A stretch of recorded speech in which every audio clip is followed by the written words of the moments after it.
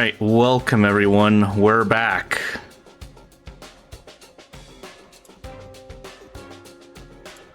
Hopefully Siri bot's not broken, and we're good to go. There we go. Hello Siri, thank you. Very excited.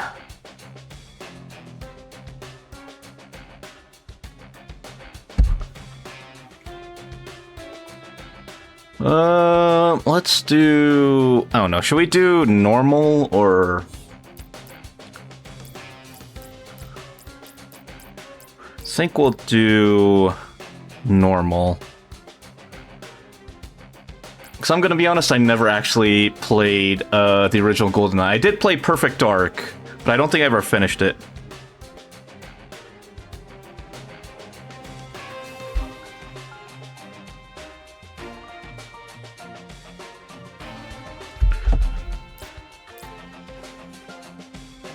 Yeah, let's get right into it.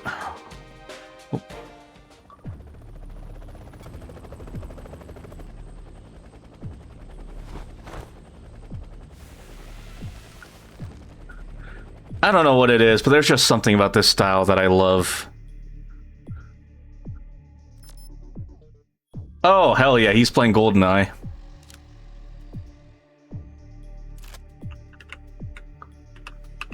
I guess he's playing this game. Hey, Crumb, thanks for grabbing your dailies too. How are you doing today? Okay, F is use.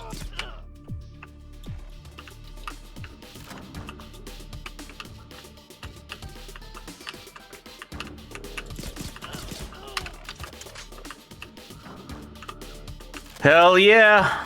How you doing today, Crumb? Let me actually, hold on. Let me look at the controls. Yep, okay. Yep, reload, interact. We should talk. Next weapon, previous weapon, next gadget, Q. Is there an aim mode? Huh, surprised there's no aim mode.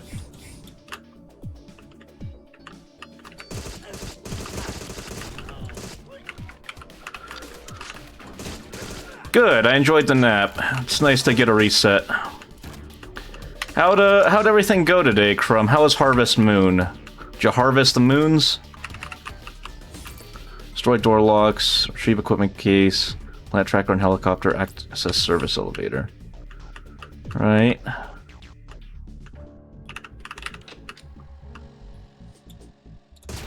Oh, I guess it's just disabled. Okay. It just disabled until we get here, I guess.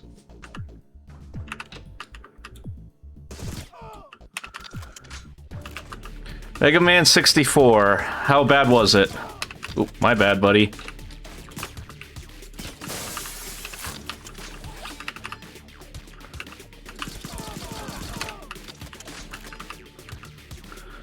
So, damn. Not holding back, are ya? What was the worst part of it, Crumb? Ow. Also, this isn't even PS1 graphics, Crumb. This is actually supposed to be, it's a spiritual successor to, like, Perfect Dark and GoldenEye 64 from the N64. So, speaking of 64...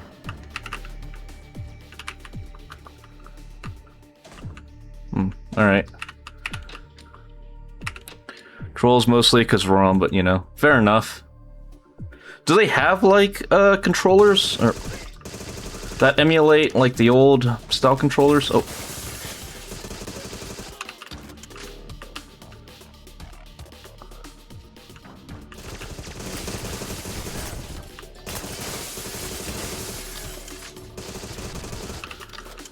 Hey, Lorray, thanks for grabbing your daily stew. How'd the art go today?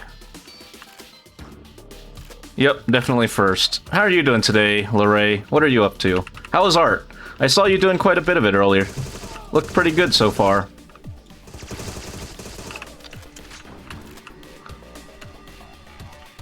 Finished the art. Excellent. Good job.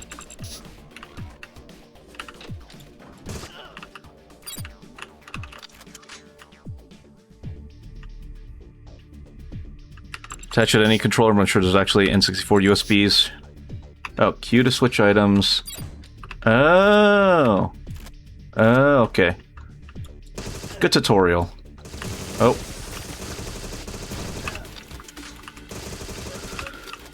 I'm doing good, I'm doing good. Glad it's Friday, just relaxing.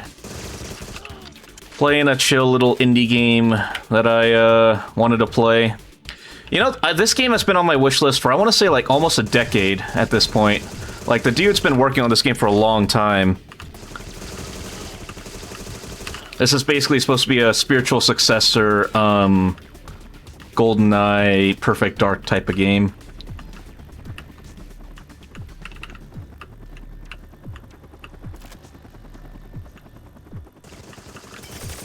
Oh.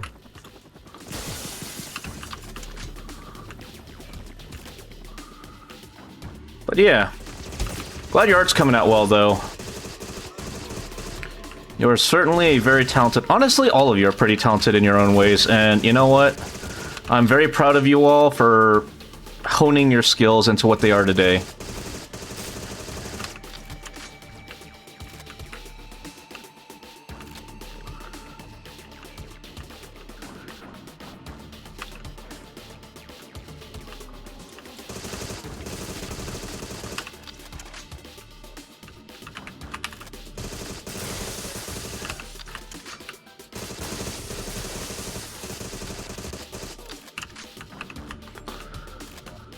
But yeah, just hanging around. It was between this and Twisted Tower. I think we'll save Twisted Tower for another time.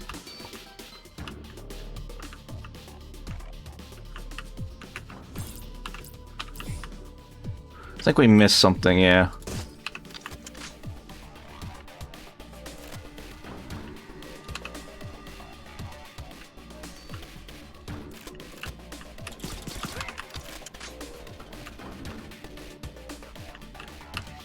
Helicopter up here.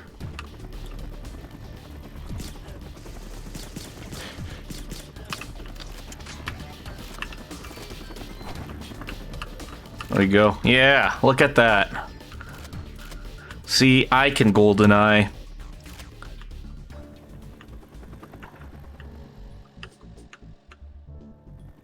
How long ago was GoldenEye, though? I want to say it was like 90s, right? Mid-90s? Was it like 95, 96?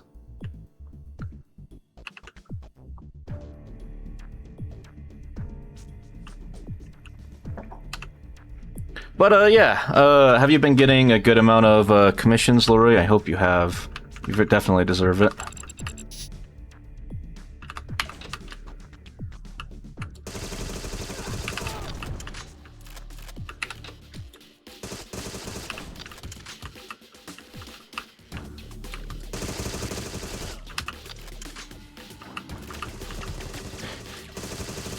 Oh.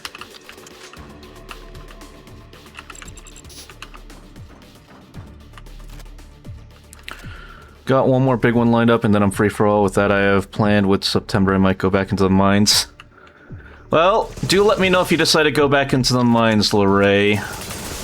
It was an excellent experience working with you, and I would love to have the honor again. But I also don't want you to overwork yourself, so... Only if it's voluntary, you know.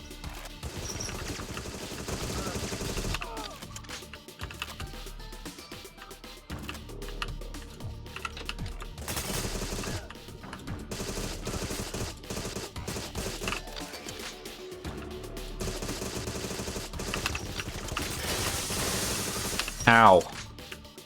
Stop shooting me. It's mean.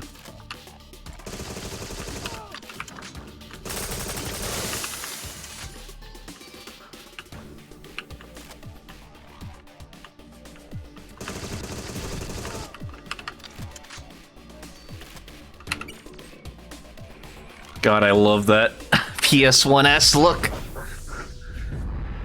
On agent mode, obtain 2 ciphers. Aim assist can now be set. Oh, hell no. Part-time is a minute 40, though, eh?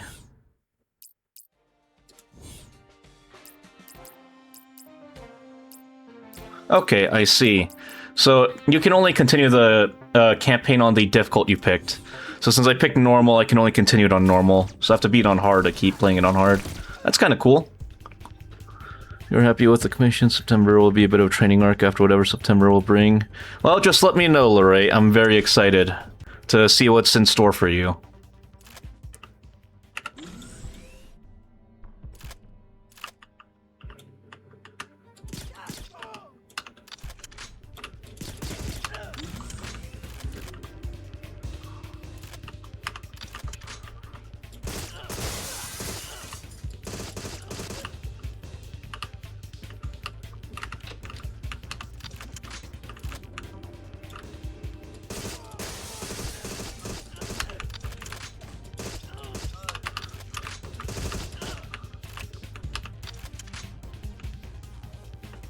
Excellent. One thing I do hope that this game will have, if it doesn't already, is a speedrunning category. I love watching like speedruns of GoldenEye and stuff.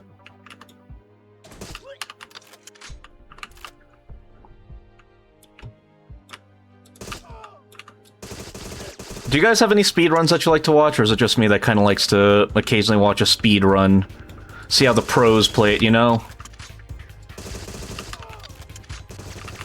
Oh.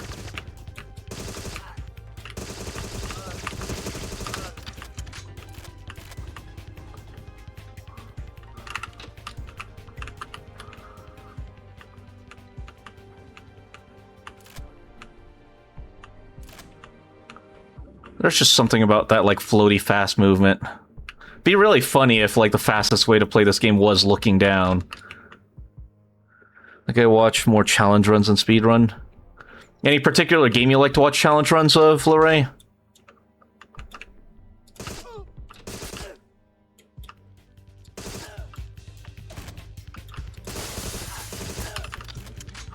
Elden Ring?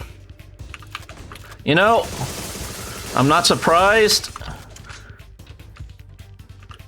I mean, I shouldn't be surprised, but still.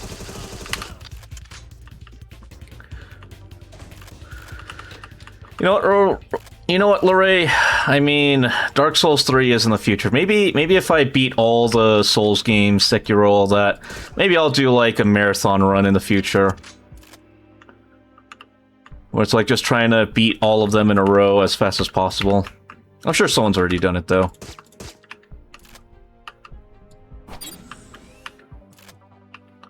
Okay, we got pliers on a decoder.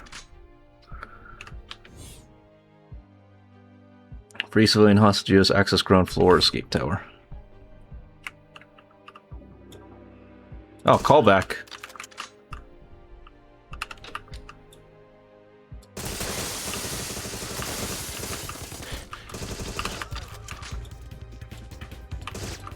Oh.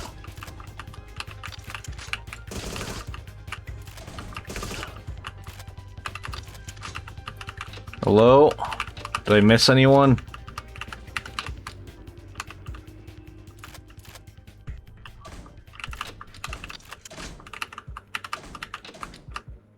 Oop. Alright, cool.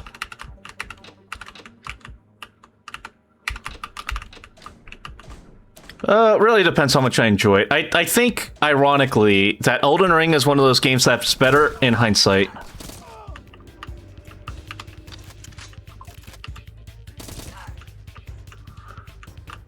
Like, while I was playing it for the first time, I will say there were parts of Elden Ring that I hated.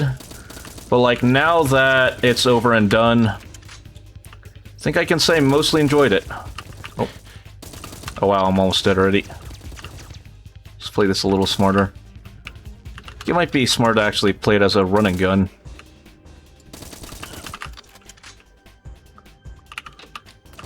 Nope.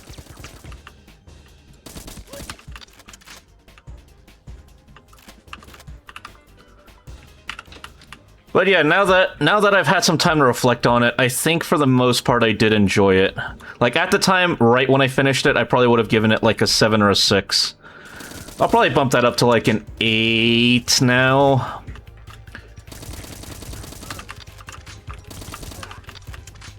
I don't think I'd bump it all the way to a 9, though. I would say enjoyable, but enjoyable challenge slash frustration.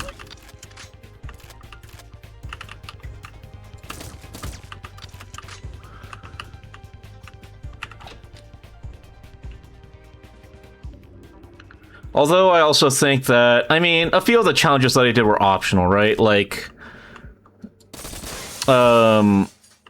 Millennia, for instance, is optional. Isn't she? Even though she was the one that was giving me the most pain. And then the final DLC boss. I feel like I probably would have enjoyed it more if I didn't handicap myself so much with if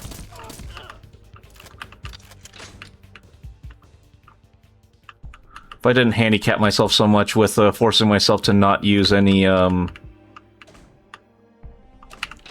like bonus items. So, you know, lessons learned.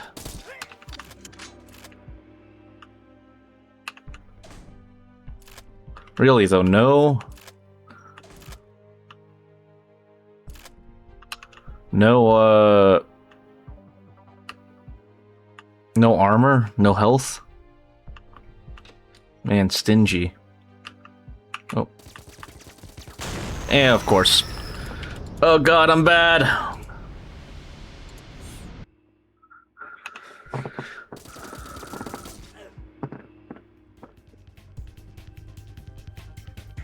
Oh, they were friendlies.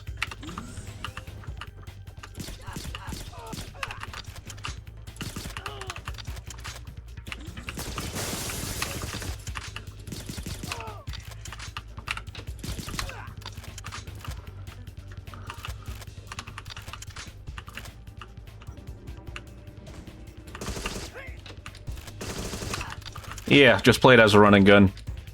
It's definitely better.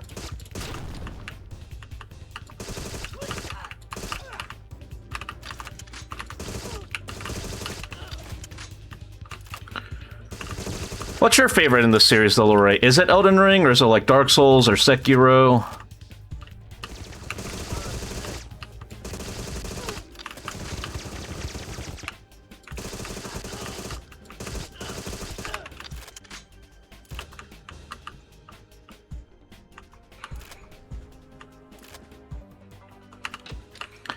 And also, do you think I'll enjoy Sekiro? Because everyone... I remember while I was playing, everyone was telling me that I'd probably enjoy Sekiro since I was enjoying the pairing.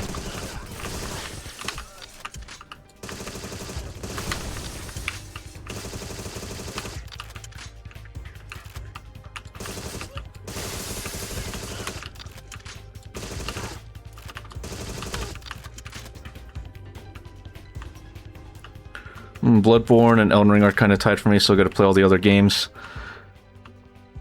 Do you think they're ever... I know everyone's, like, talked about it at some point. Do you think they're ever gonna remaster Bloodborne for anything that isn't the, Oh,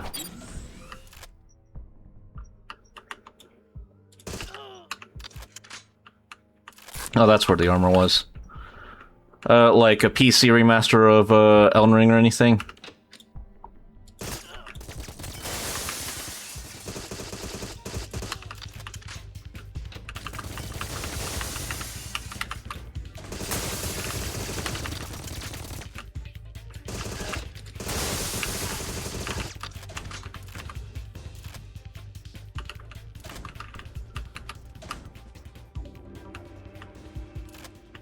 Okay, I think that was it. Okay, not too bad. Hey Frankie, how's it going? I'm doing well. How are you doing? Oh.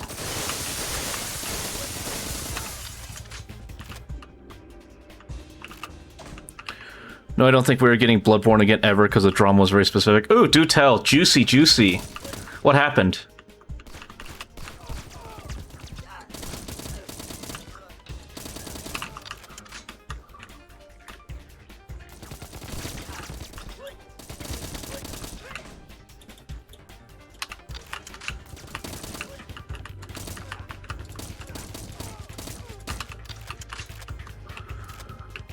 Doing good, doing a Pokemon Black randomizer later. Nice! Hope that goes well for you. Thank you. I vaguely recall you saying that Black was your favorite or something.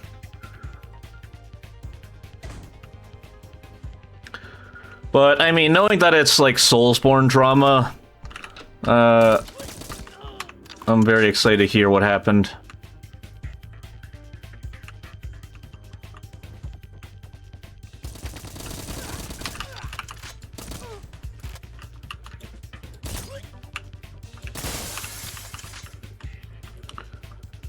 So Sony want to make a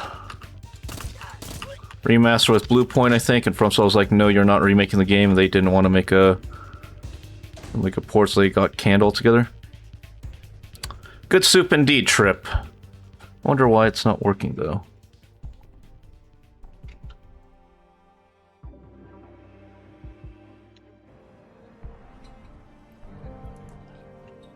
Alright, hold on, stand by. Give me 1 sec. Where is my alerts? Is sound alerts down? Oh. I think sound alerts is down. Oh, that sucks. Okay, well, that explains that. How's it going, Trip? I will hydrate for you.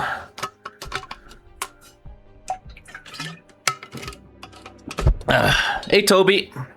Yeah, it's very inspired. We cleared that. Okay.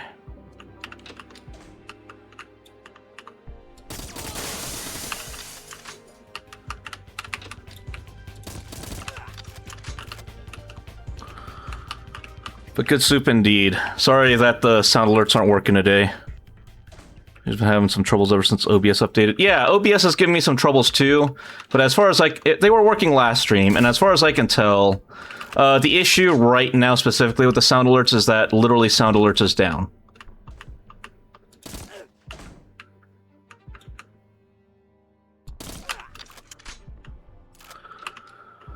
Basically, they don't want to have the masterpiece that is BB ruined by a shitty remake.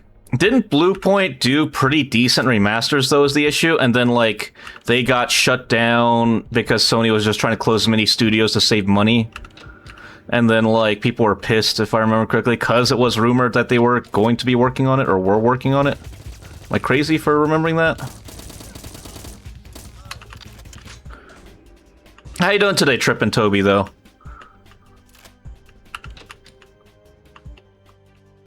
Demon Souls remake is kind of hated. Ah, I see. I thought most people were pretty happy about it, but guess not. Yeah, was worth a shot. Okay. Who's got the key card, though?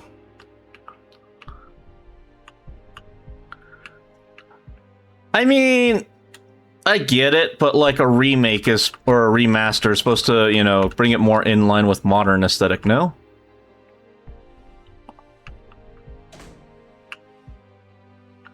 Where is this stupid key card?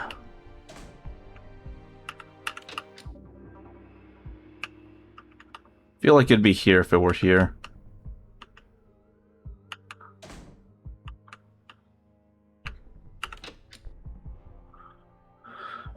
Good. Had a little trouble with my AC unit. Had to replace it. It's a window unit, so it wasn't too bad. Ooh, fair enough. I'm not looking forward to the day I have to do maintenance on my AC unit. Probably not going to be particularly cheap.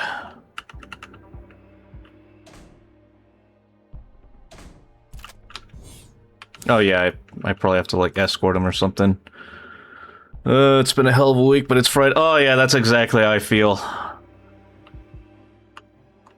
I have to go to work on Sunday, though. Oh well. Such is life.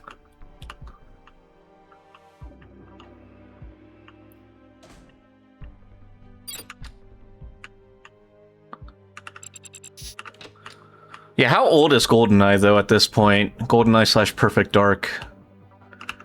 Let's say they're... Are they 30 years old, or are they just 20?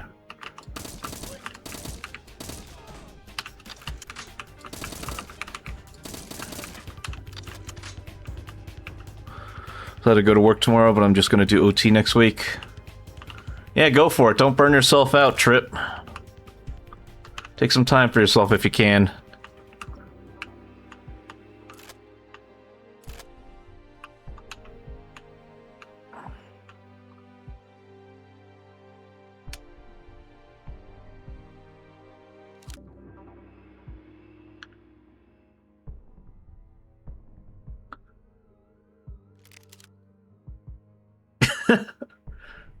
You? How?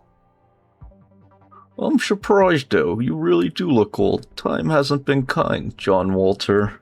It's John Goldeneye!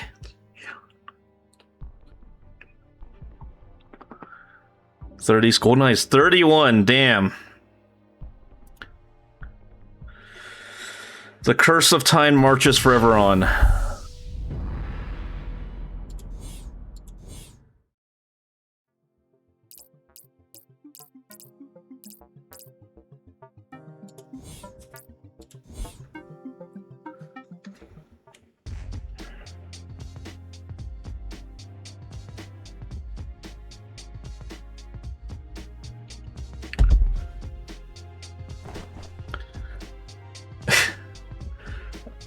I don't know if it's more in theme that they don't have voice acting, or if it's just a limitation of the developer and budget.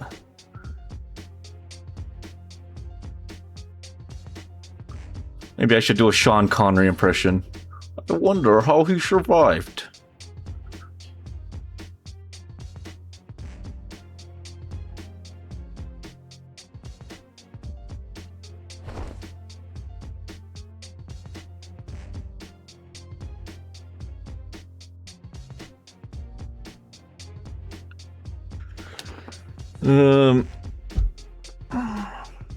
But yeah, if I were to play Demon's Souls, then, Lorraine, do you think it'd be better if I did a PS3 emulator, or to play the remake that's, like, on Steam, I think? I think it's on Steam, at least.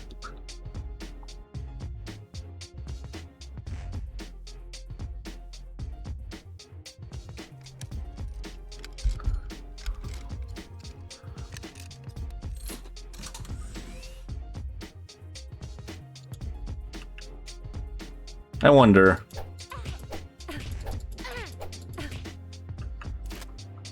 Okay, well. Alright, I just wanted to test it.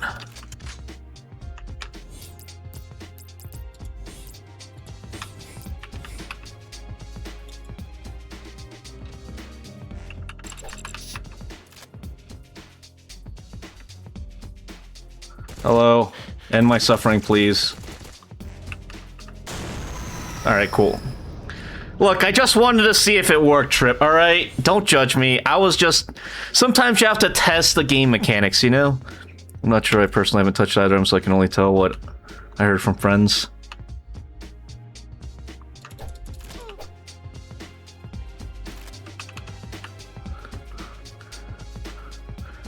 Oh.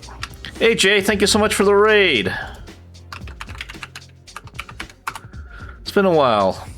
Gemporium, what's that? Sorry about the sound alerts not working. I think sound alerts is down. Oh. Alright, damn.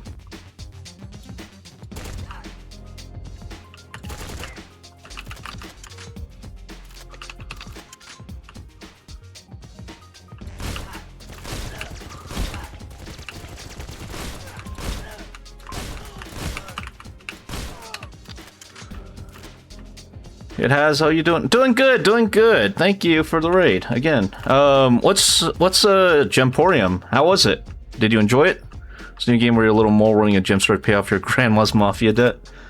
Is it single player or is it for friends? Sounds like a fun little thing. I might check it out.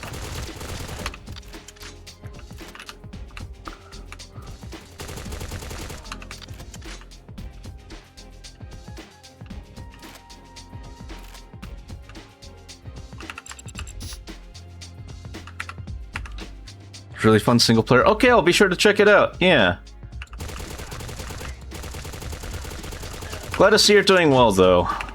It's been a while. Jay was the one who helped me make my original schedule and my original chat widget back in the day, and helped me with the alerts, so the little scroll that pops up and all that. I think they did a proper bang-up job.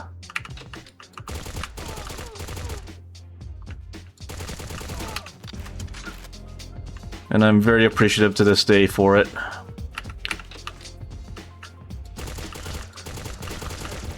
I'm just playing Agent 64, which is it came out recently. I want to say a couple days ago. It's a spiritual successor to like Perfect Dark / GoldenEye 64, those old games.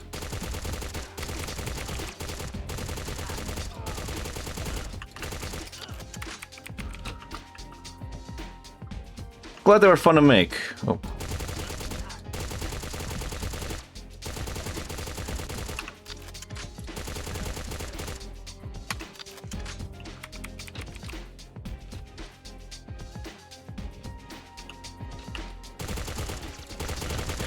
Nope.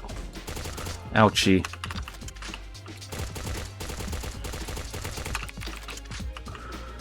No, I'm not. I'm alert. Appreciate it. No, yeah, if you got a raid and run, Jay, I completely understand. Make sure to take care of yourself and have some fun.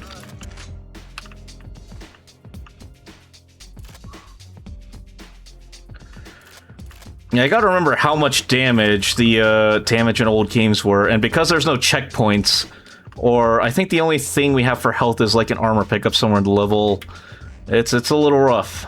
And I do think like the difficulty does affect like health and all that. Like enemies have more health, you have less, and also the health pickups around the map are reduced depending on difficulty. Also, they give you more objectives. Blow up gate chains.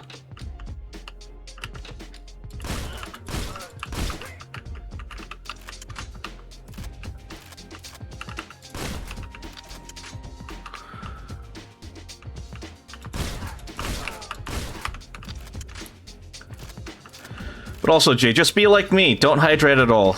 Ain't that right, chat?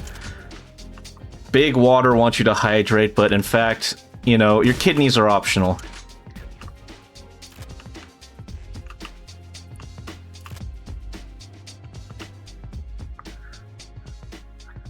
Yep, ain't that right, chat? Come on, Lorray, you know. Everyone knows hydration is optional. 100% of people who've drank water have died. Lucky it's on cooldown. You know, just to screw with you, I might make the hydration a once a stream redeem. How'd you feel about that, huh?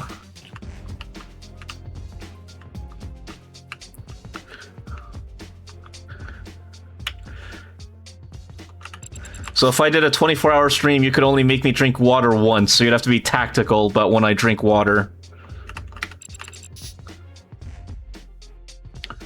Otherwise, just be like me and, suffer through it, if you will.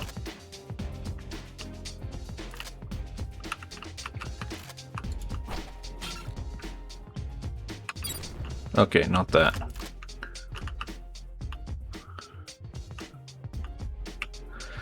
Nah, I'll be fine. Listen, water, you know, water doesn't really do anything. Hydration is optional. Everyone knows that. I think we've checked everywhere. What am I missing? Oh, there's the armor. Gotta love the subtle little detail of the crates exploding when you shoot them. Alright, what are these gate chains I'm supposed to shoot?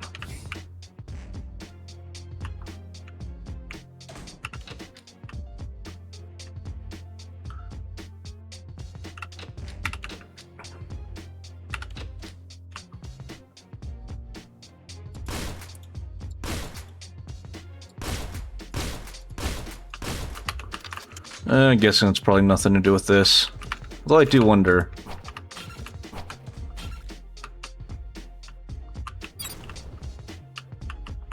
Okay, so I can't blow up the cars.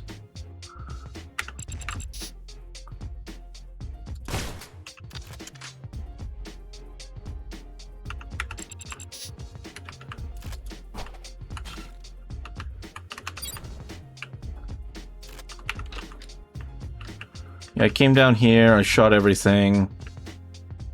This is back to the main house, I think. Am I going crazy? What am I supposed to do?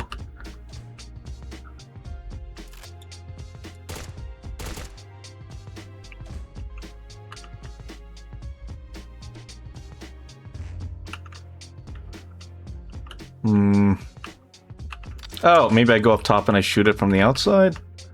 Is that what I'm thinking?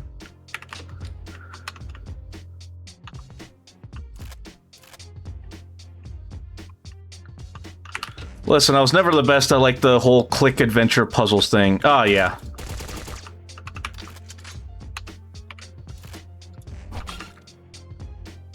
That makes a lot more sense, yep.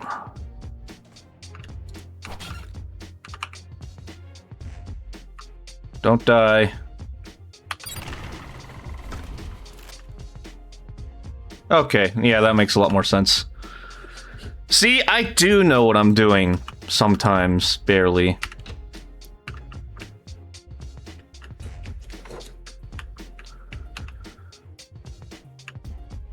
Also, I came back from work early today, so I was able to cuddle with Frisky, and it was amazing. She was screaming at me, and I got to sleep.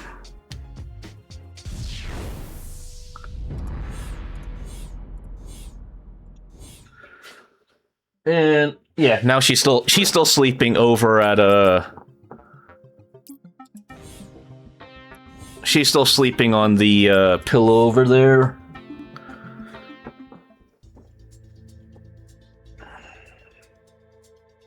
Also, I got pizza today. Quite delish, if I do say so myself.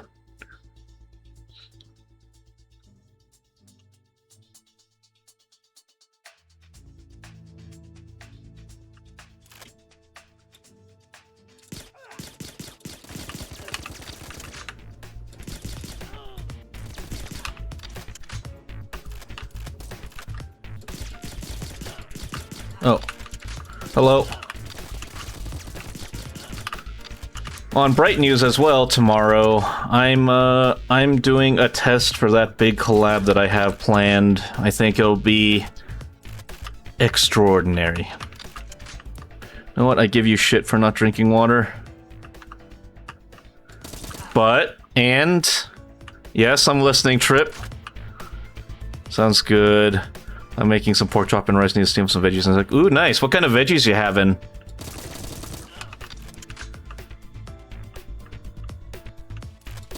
Oh yeah, me too.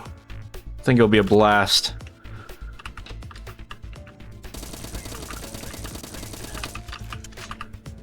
What are we doing? Destroy weapon caches, obtain guard disguise, access to the lift towards the complex.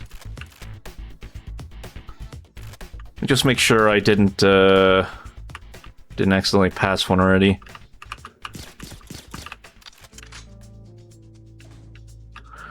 You mentioned pizza has made me realize I haven't eaten since 6 p.m. yesterday since a bag of chips is... Yeah, go eat, Trip! You know, why should I listen to someone who hasn't eaten anything but a bag of chips? Riddle me that, Trip.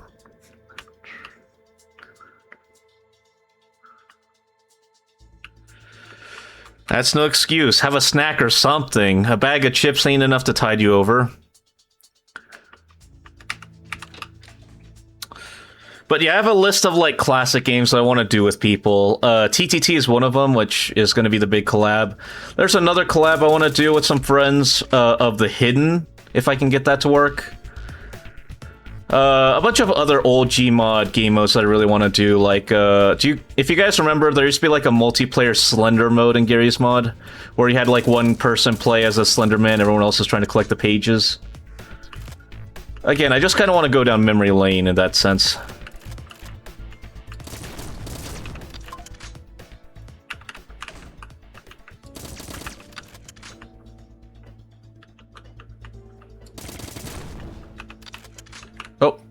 Oh, that was a mission critical object?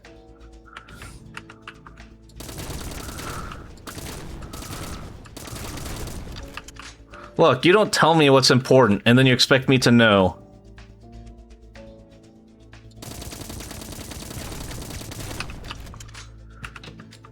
It's my favorite medieval kingdom, and why is it Byzantium? Byzantium's okay. I think it's a little overrated, personally.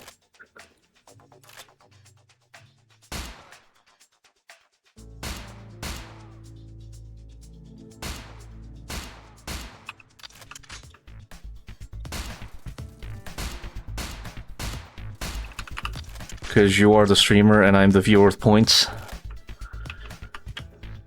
How many points exactly, Trip? Would you like to elaborate, potentially?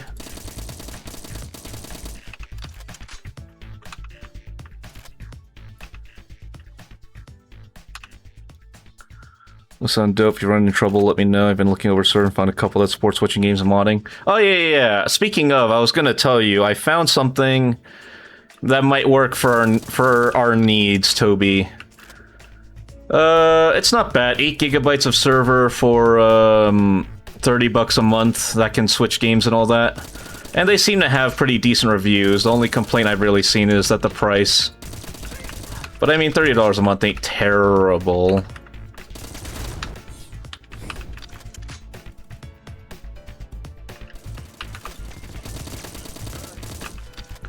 You prefer the Holy Roman Empire? No.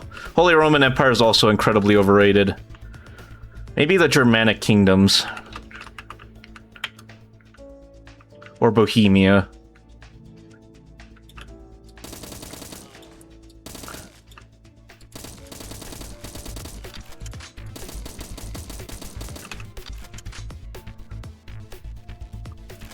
But yeah, they could host the Pal World server, and then if, you know, we ever change games in the future for a community night or a community game, it could definitely work.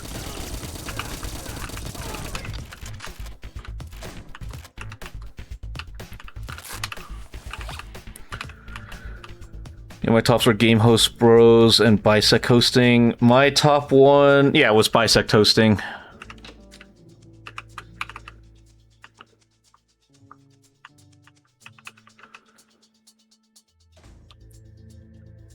So I think I will buy it, and then, you know, we can just have some community game nights and all that. Have a little Power World server that stays up. Okay, so those are the weapon caches. Do wonder if I screwed myself out of this objective.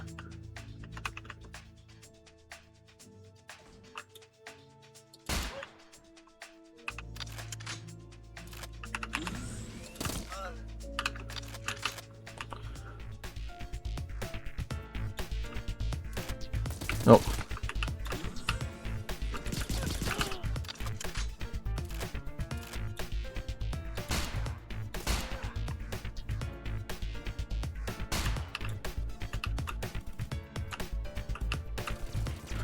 I really should play Crusader Kings at some point. I do plan on doing it, even though I suck at I completely suck at 4X games, but I feel like just, you know, to be on brand and thematic, I should at least try Crusader Kings.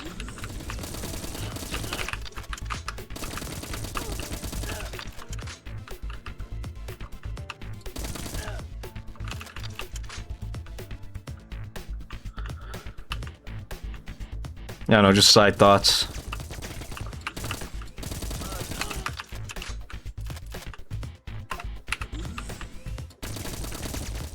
Oh, ow.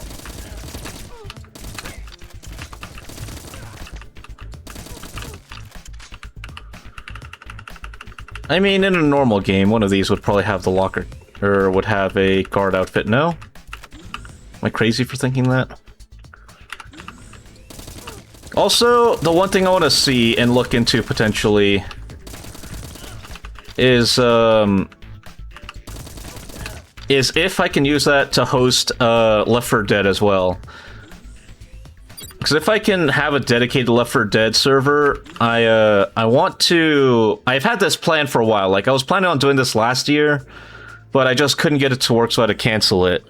But the idea I had was a charity Left 4 Dead event with some streamer friends, where it's a death run. So you all can donate or whatever, donate or just use channel points to spawn in additional enemies for them as they try and get through a campaign.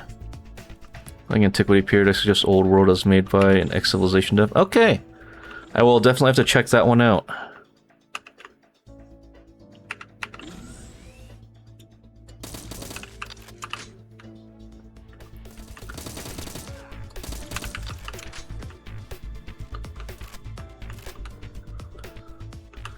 Play Crusader... Oh. Crusader Kings... Oh. It's fun, but every time they update, you need to make a new save or roll it back. Ah, I see.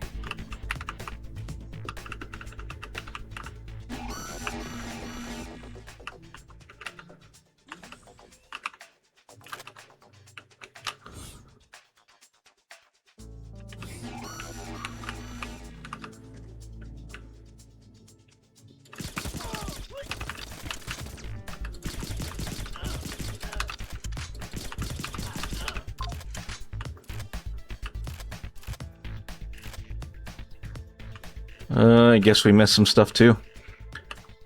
But yeah, that was my idea for like a charity event. I don't know, what do you guys think? If I can make it work, does it sound like something you'd be interested in watching? Sounds fun. Excellent.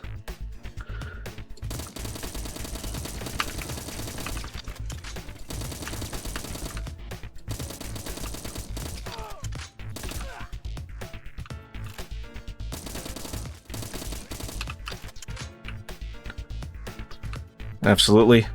Sweet. Okay, there we go. And now just objective 3, I guess.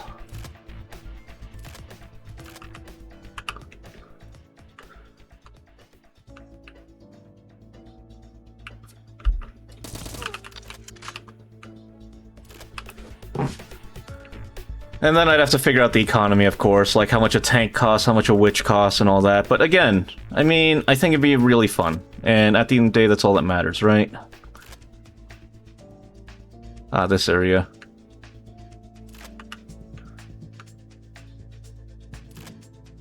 Did I already clear this building?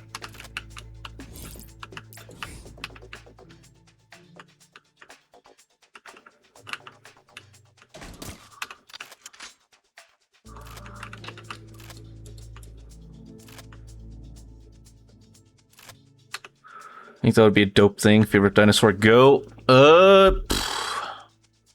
Favorite dinosaur.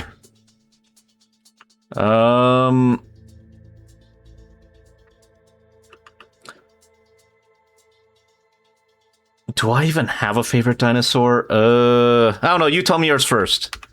You first, then me.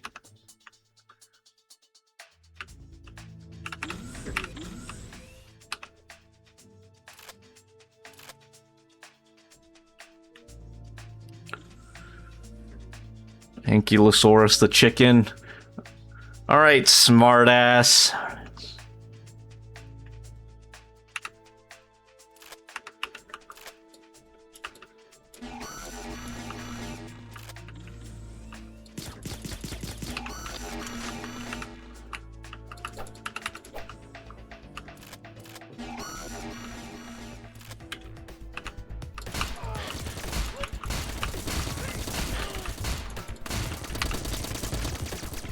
Did I mess up? Oh. Got it. I didn't wear the disguise. Okay, that makes sense. That makes sense. My bad. Hello, friend. Don't mind me. You know. Very suspiciously coming in.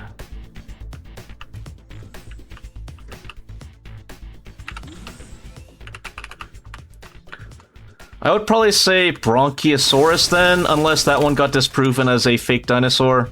Because I know there's like a whole stink in the dinosaur community about like which ones were made up by archaeologists and which ones actually exist. Or maybe that was a hoax the whole time too. Because I vaguely recall hearing something about like an archaeologist took a bunch of like dinosaur bones and just fit them together and see if they fit.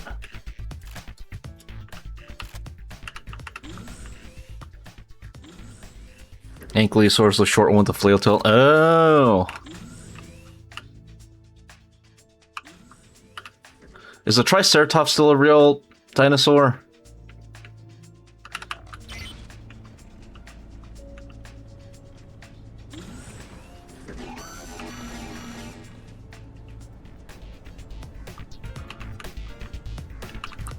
The one fish that's still alive is pretty cool. It's basically a dinosaur. Aren't there, like, sharks and, sharks and like certain types of fishes or deep sea animals that hypothetically could have been alive for that long, or like at least are descended from things that were around that long.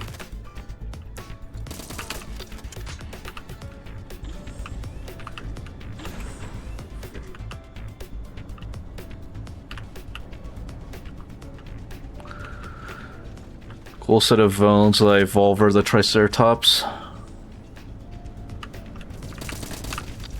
Oh.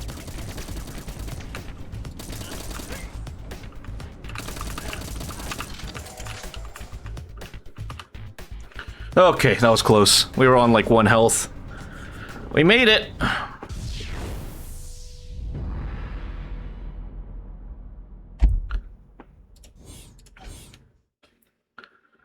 Probably the sea is pretty special. Yeah, I think it's funny how, what's the phrase? Like, it's more realistic to colonize another planet than it is to colonize the bottom of the sea or something.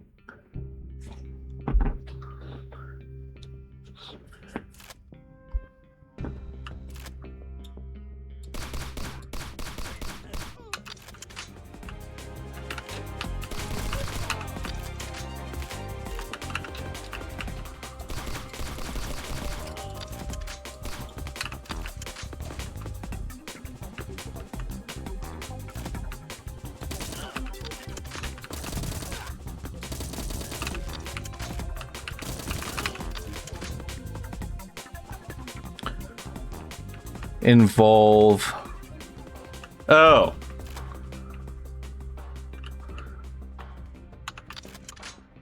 I'm also just trying to think, Nope.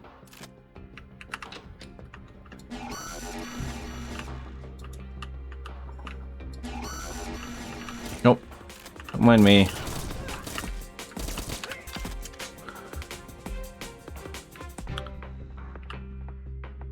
Yeah, is the Stegosaurus real? If the Stegosaurus is real, then that's my pick.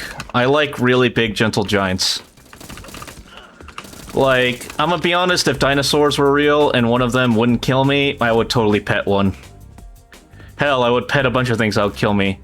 I'd love to, like, pet a gorilla, despite them probably killing me. And I'd also love to pet, like, a tiger, despite them probably killing me. There are a lot of things that would kill me that I'd love to pet.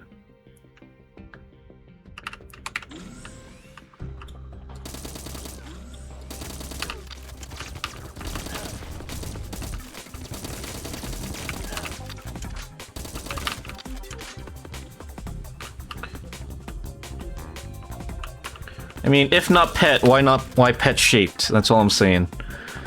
Set of bones I found together. There was a Triceratops, and I think it was a Carnosaurus Rex.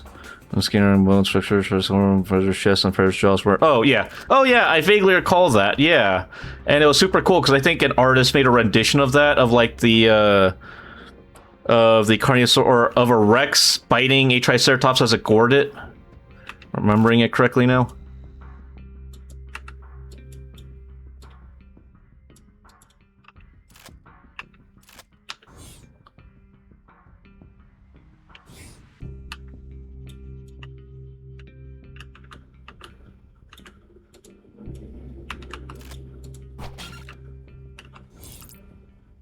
Okay. Cool, so that's what I'm supposed to do. So they just stayed, then both died, stuck to each other. I do think it's also funny how, like, they're the most complete sets of bones that we have. Again, this could just be, like, myth, or it could be real, and I'm trusting you all to help me if I've been misinformed, but, some of the best bone sets that we have are from dinosaurs that, like, died in tar pits and all that, aren't they?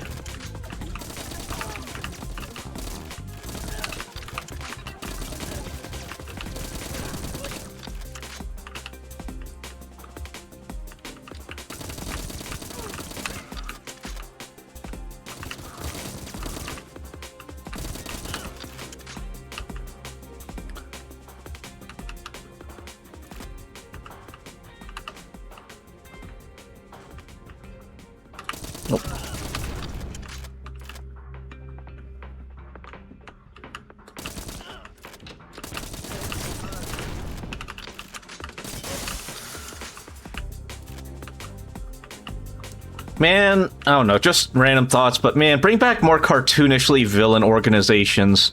Why does every villain organization need to be realistic with, like, logistics and whatnot? What happened to just being evil for the sake of being evil? What happened to having goons and the word not meaning what it means now?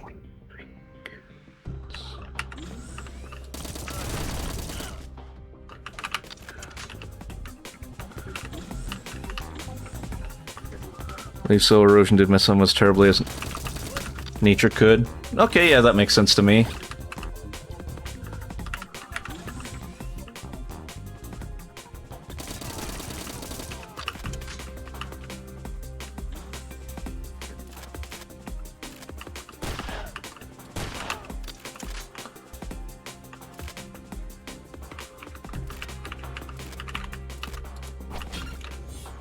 Nope.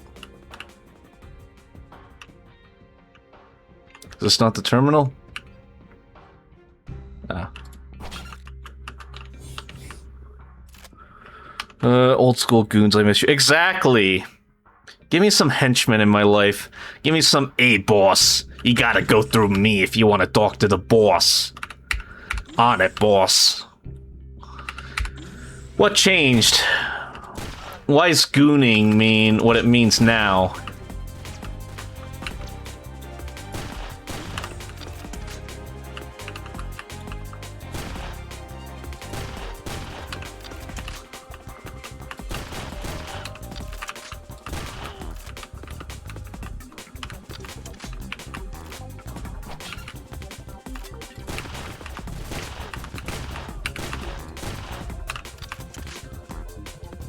We're talking about this briefly out back wall somewhere.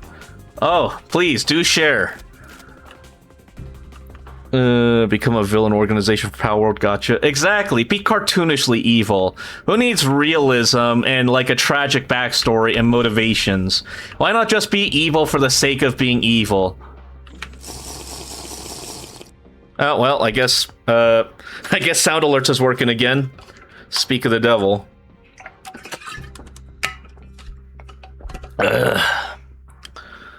Whatever happened to villains being evil, misunderstood villains were cool at first? Yeah. I want a nice spread. I don't mind having villains that are, you know, like, sympathetic and whatnot, but not every villain needs to be sympathetic. I don't need, like, especially hard-coded villains, I guess, right? Like, I don't need Megatron to necessarily be a misunderstood person. It's okay to have Megatron just being evil because he's Megatron, you know? Or, like, what are some other examples I could use? Like, or just people that are supposed to be evil for the sake of evil.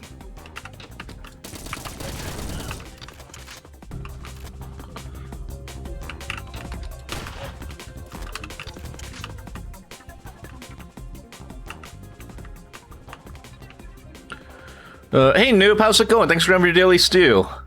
Yeah, I feel like tragic villain up being overdone a lot and not always done well. Yeah, true. But who are some other, like, characters that really should just be evil for the sake of evil? That got kind of, like, retroactively changed.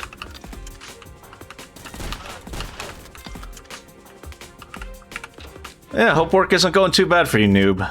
Very excited for tomorrow, by the way, and, yeah, hit me up when you get back from work if I'm still on, and I'd love to help you with your, issues that you've been having. Like classic Bond villains. Exactly, yeah. I don't necessarily like, old Bond villains being made, like... Understand? Okay, so let me put it to you this way, right? Like, old Bond villains, like, ironic, because we're playing this game, like Dr. No and all that, like the old Sean Connery Bond villains, right? They're just evil because they want to take over the world or some other comical reason. And then you have, like, the modern Bond villains, right? Or quote-unquote modern. Like Le Chiffre from, Casino Royale, I think? And his whole motivation is like, you know, oh, I'm an arms smuggler for a terrorist group, and I borrowed a bunch of money, and if I can't pay them back...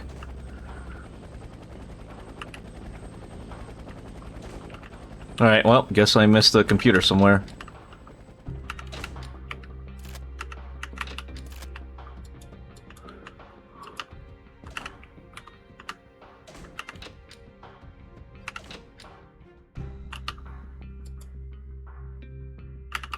Alright, what'd I miss?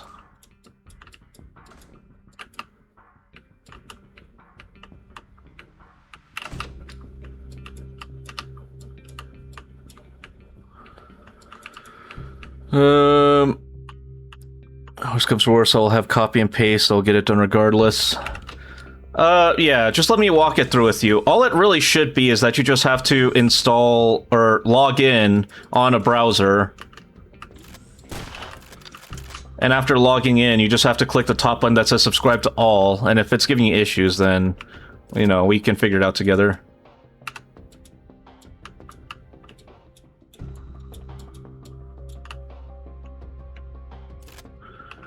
Another mess up thing about is they didn't free run, they called a race. Yeah.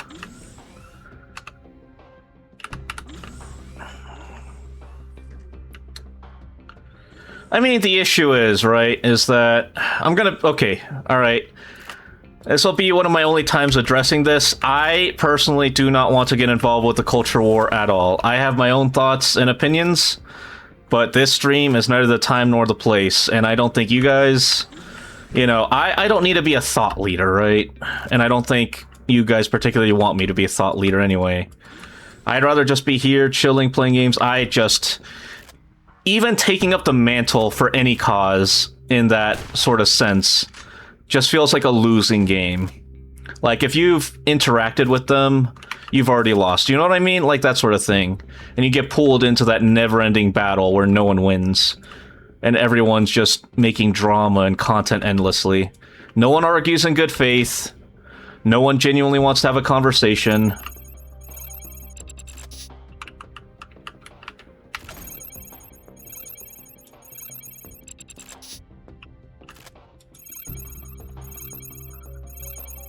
But yeah, I don't know. That's just my hot take on that, I suppose. Hope that's not too hot of a take. No, I totally get it. I was just thinking about that today because I was watching a thing on YouTube that was talking about, like, VTubing in general, and just, like, you know, the whole everyone's a tourist, no one's a tourist, traditionalist versus tourist, I suppose. And it's just like, I just want to be here, I want to have fun, I want to play my games, and not everything has to be a battle between everyone. I don't know, just thoughts I had, I suppose. It reminds me of this BBG someone made for their D&D campaigns with problem. Yeah, and it's like, it's totally okay just to have an evil faction for the sake of being comically evil. Like, not every story needs to have an incredibly complex, you know, set of characters. For every like, for every Requiem for a Dream, right? I am totally okay with consuming a couple diehards, or like a Red, right? A cheesy 80s action flick.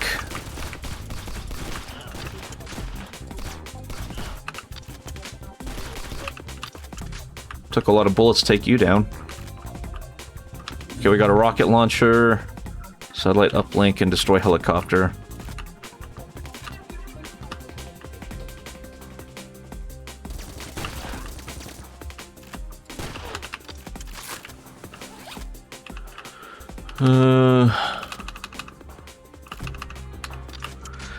Although that is one other thing I think I would like to see more in fantasy, is explanations on why magic isn't just like... hasn't destroyed the world yet, I suppose, right? Either balance the power of the, you know...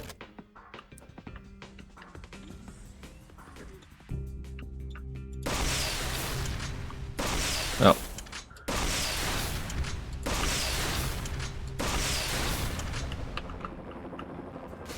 Oh.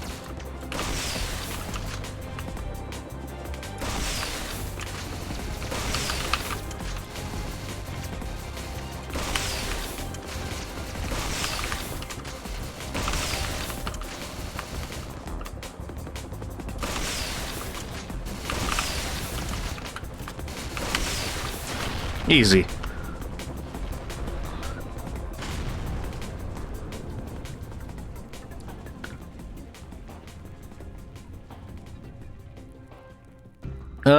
What are other enemies that are... Also, I feel like I should watch more anime, just because the video was talking about, like, VTubing and its relation to anime, but at the same time, I'm gonna be honest, I barely watch anime these days, and I feel like I'm kind of out of the loop in that sense. Maybe I should get back into it again.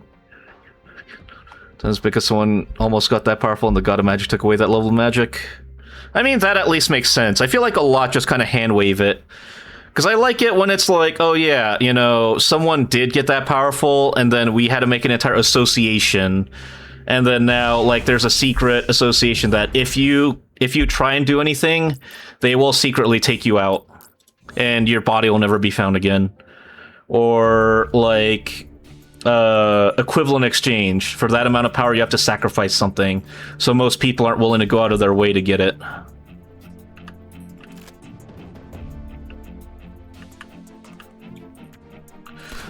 Oh. Do not compromise cover. Fine. Kill me. Also, another thing I want to do is I want to get a bunch of VTubers and I want to play Payday the Heist 1 together. The OG Payday the Heist.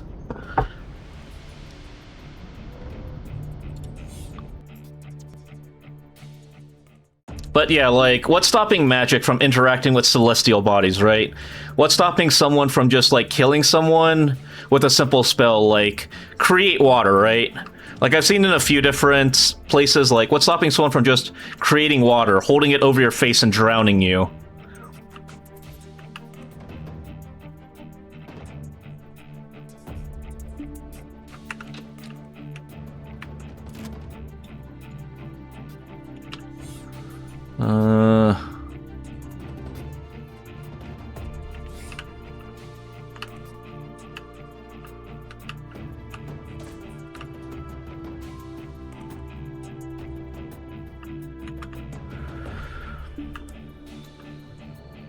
Oh yeah, you have to... Okay, cool. I cast tungsten balls. Yeah, exactly. Why is the most powerful spell against males and females not like testicular torsion and ovary wrap? What's stopping us from manipulating the innards of other people, just like crushing the lungs? Like, do we need to keep the magic PG?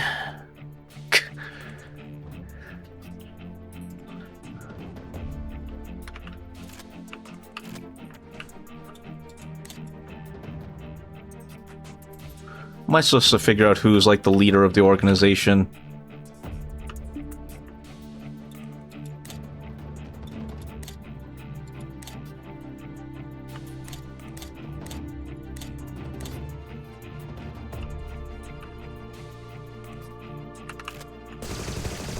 Okay, well... Okay. Got it, okay. Gotta take the picture of the dude before I do any of that. We're activating teleport and teleport into... Oh, yeah. Telefragging, right? What's stopping telefragging? At least telefragging can maybe handwave as, like, if two things exist at the same time, they'll just explode. So you'll both die, or it'll teleport you outside to prevent you from, like, taking the place of someone else. Oh.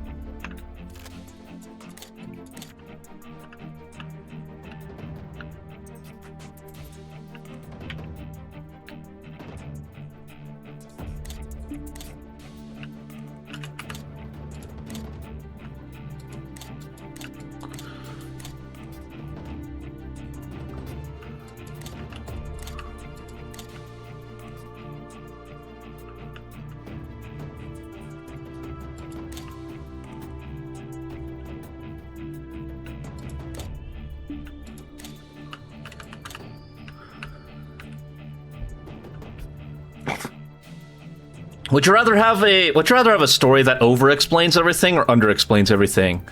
Like, would you rather have a book that spends an entire chapter dedicated to, like, a tangent of, like, why something works? Or one that just, like, glosses over everything in its universe?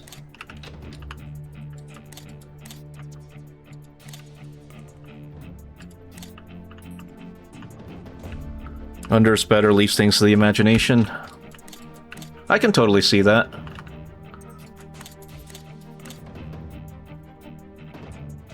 I do think, however, if you under-explain and your series gets popular, right?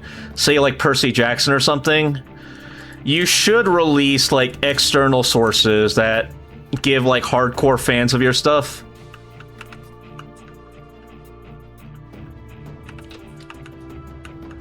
That give hardcore fans of your stuff like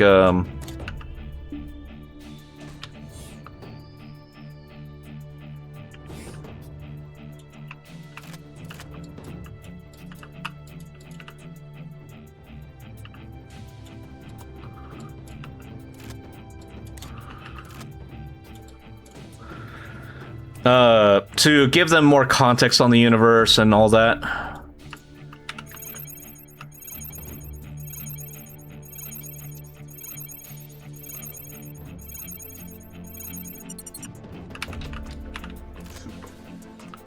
Good soup indeed, Sad Knight. How you doing?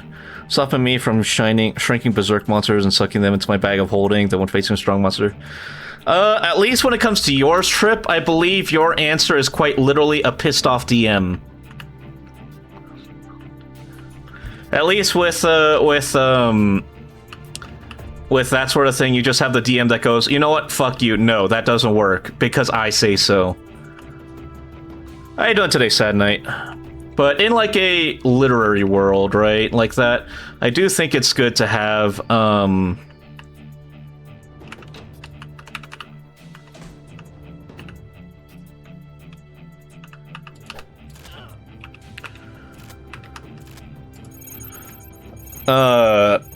deeper lore books, right?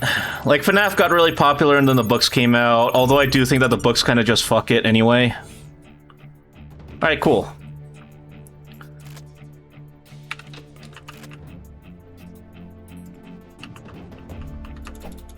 Oh. Ow. Monday at work? Well, I hope it gets better, Sad Knight. Appreciate you swinging by. What's got you stuck?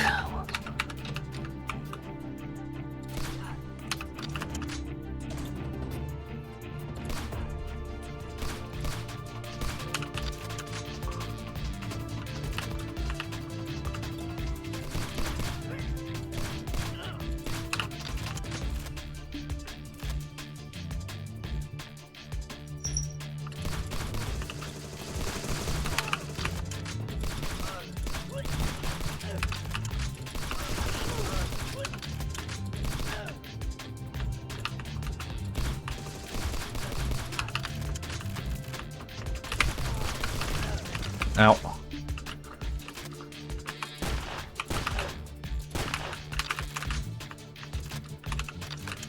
Alright, cool. But yeah, in my opinion, that's at least how you stop D&D characters that you're playing with from getting too out of control.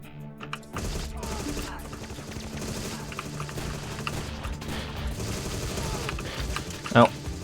Don't die, please. Oh. How much health do you have? Oh, armor, thank you. Don't die. When my players get out of control, I try to counter them with other random BS. What? Just fucking Zeus comes out of the sky, smites you with a lightning bolt for, you know, for trying to, compete with the gods? To help you mind your hubris?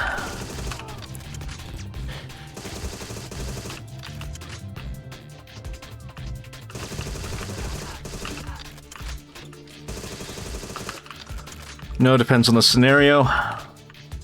Alright, do explain. I would love to hear this explanation. Give me some examples.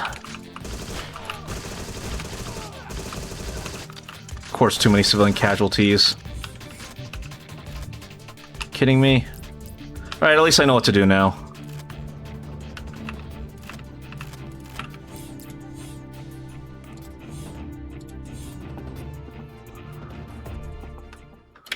Let's try this again. At least we know what to do this time.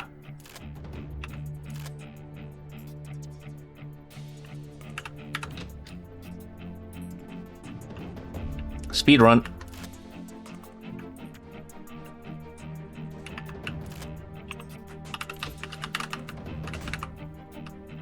Wacha. I was talking about shrinking monsters, keeping them in a bag of holding until I need... Yeah, Sad Knight, how do you stop that? Stick the bagman on them if they really want to abuse that tactic, which is this weird entity that lives travels between bags of holding when can be challenging AF. Is that something you made up, Sad Knight, or is that like in the book of like or is that in the D&D pre-established lore? That's canon? That's funny. So the game already kind of acknowledges, yeah, your players are going to try and pull some bullshit on you. Here's some tools you can use to counter them.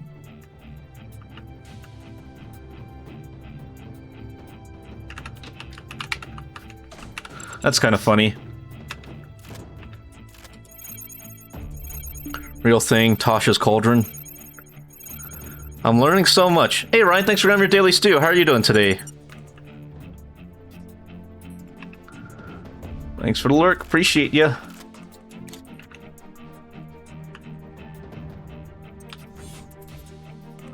Alright, cool.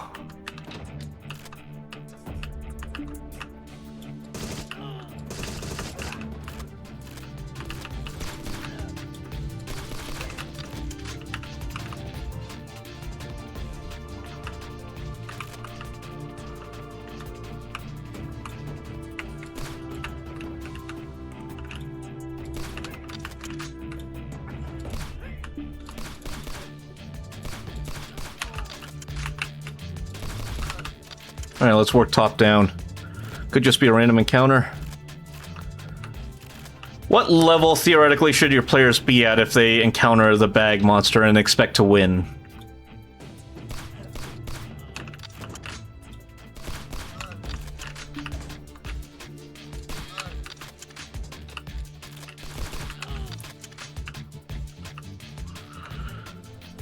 And my players like hoarding stuff, so eventually it'll pop up. So are bags of holding risky then? Because, like, I see it in every campaign. Or, like, when I hear about D&D, I think quite often about bags of holding.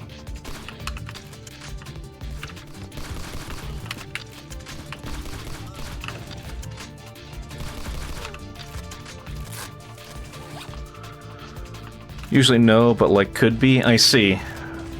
Because I was gonna say, I've heard a ton about bags of holdings in the context of, like, D&D campaigns, but I've barely ever heard of the Bagman. Honestly, sounds like a cryptid, like you talk about, like, don't go into the forest late at night, otherwise you might meet the Bagman. Ooh, and he'll charge you 10 cents for every plastic bag you've used, according to the new laws. Ooh.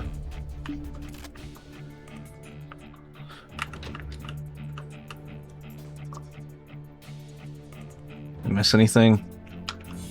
1 out of 5. Bagman's a newer thing from a spooky extra book to the game. Ah! Cryptid, Tasha was full of creepy dudes.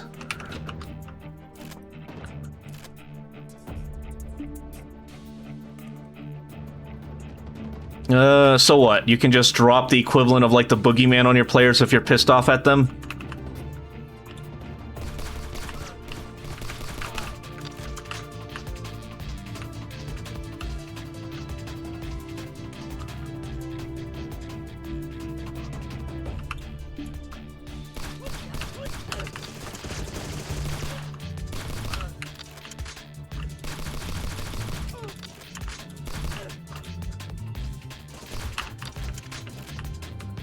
Face full of headshots.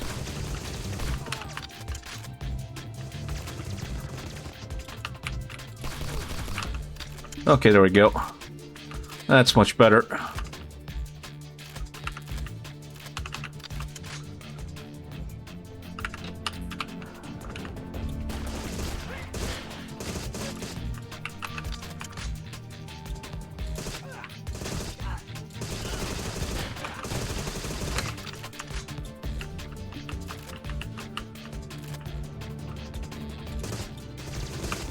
Oh. Alright, armor please, thank you. Someone warning Cataclysm TPH, the DM's the creator. Yeah, but like there's a fine line, right? I feel like if you did that, most of your session players would probably opt out to miss the next session, no? Like, you gotta skirt that fine line between fun and challenge, right? As the creator.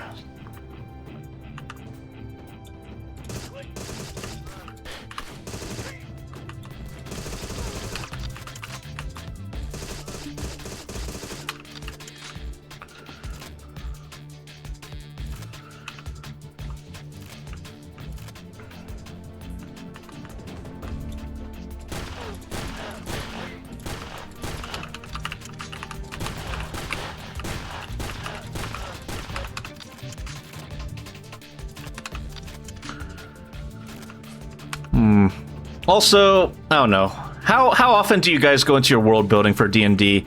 Do you give everyone intricate backstories? How much do you gloss over? How much do you over-explain? And be honest.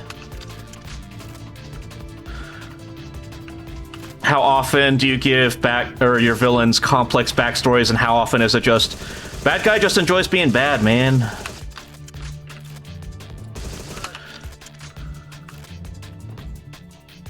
It depends. You can have players that are massively overpowered, magic weapons, and character builds, break a game by numbers alone.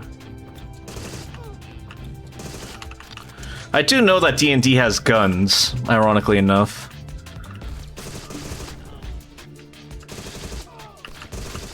Oh.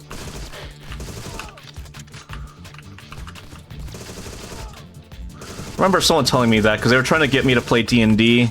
They were like, well, it has guns.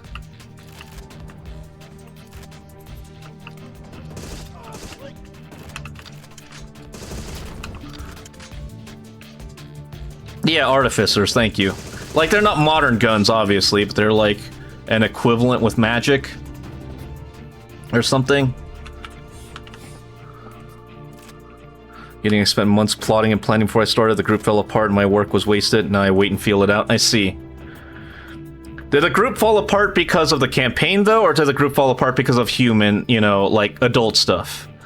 Because I've heard so many stories of D&D groups falling apart because internal strife and drama. Or, like, you know, relationships, or one of the players just never having enough time. Scheduling, and 3 of the players just didn't care enough. Fair enough. That is how I hear most D&D groups do die. Discord! Dude said Discord.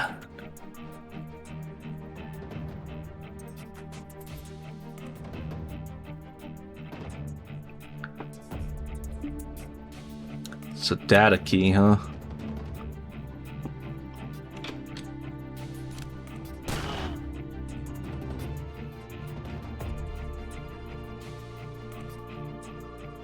There's no way this is the end, right? I'd laugh if it was the end.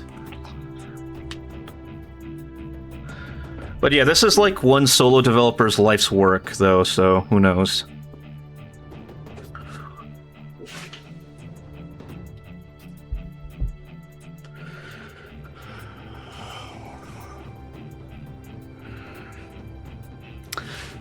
Oh yeah, since this guy keeps getting up, if you did have an enemy like Jason, there's a point where, like, you don't just stop when he's dead, right? I feel like if you had an enemy like Jason that just keeps getting up, around the second or third time, you start, like, chopping up his body parts, or, like, sending his body to space or something, no? Oh, you need... Okay.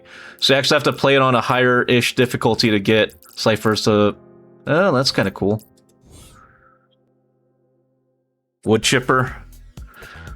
I mean, I feel like it makes sense.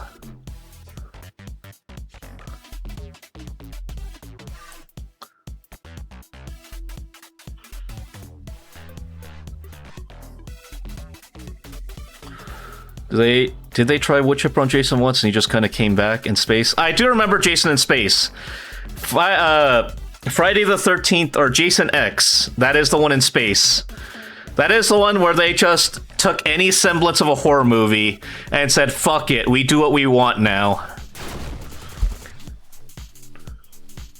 That does suck, but I'm sure, Sad Night, that you were able to find a new set of players that did care and who you enjoyed playing with more, though, right? Every failure is an opportunity, no? I don't know. At least that's how I try and see it. Every person who I've, like, tried getting along with, who ended up getting canceled for one reason or another, I just try and look at it as an opportunity that, like, now I have an opportunity to make better and bigger friends, you know?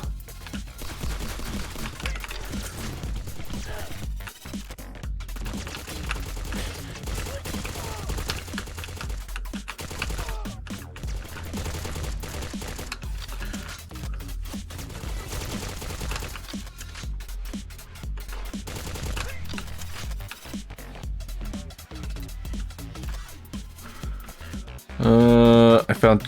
Well, I'm really glad, Sad Night, but yeah. I mean, don't get me wrong, right? It sucks when things don't work out, but it's best to just try your best to keep a level head about it and see it as an opportunity for bigger and better, right? When I get turned down by people, or if something happens...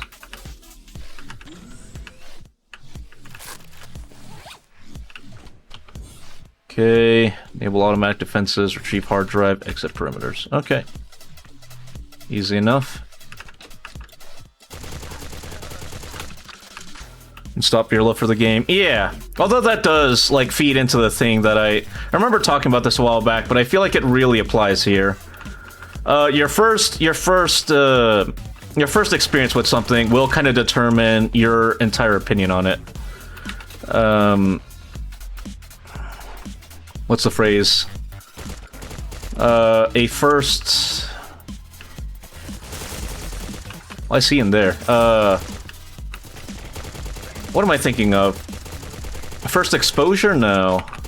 Like when people say, you know, I'm scared... Oh, first impression. There we go. First impressions can kind of make or break things for people. Like, if I'm gonna be honest, if my first impression of VTubing had been negative, there's a good chance that the Digital Duke would have never happened.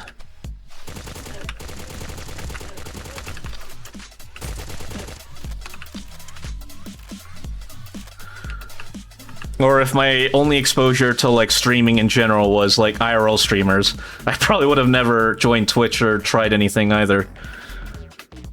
No D&D is better than... Oh. Bad D&D, which I agree wholeheartedly with.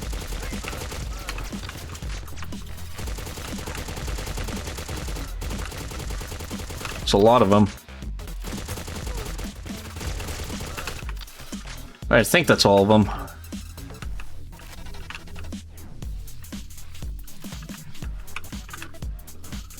Be your first experience positive? Yeah! And my continued experiences have been mostly positive, so that's also very much continue to help. Like, if one of my first connections wasn't Crumb, right? Crumb's a great friend I have now, but if I had never met Crumb, maybe I wouldn't be trying so hard to, like, network and make more friends like I am now. But Crumb's really helped me keep a level head about everything and remind me that there are good people in this space, even if there are a few, pardon my French, shitheads.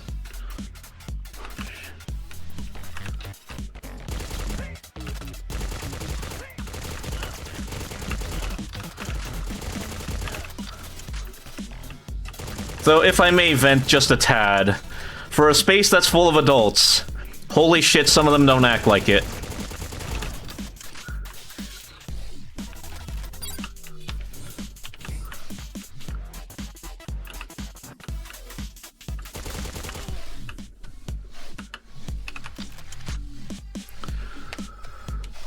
Bagman is in Vad and Richton's Guide to Ravenloft. I've been looking for the page since we brought it up. You know what? I can kind of... What's the phrase? I can relate to that. Getting really into something in the middle of conversation, be like, hold up, let me look it up, I need to show you the thing. And just pausing the entire conversation to look for something and give it to them. High school Nimrans, truly. But also just like, would it kill some of them to just, you know, act stuff out in private?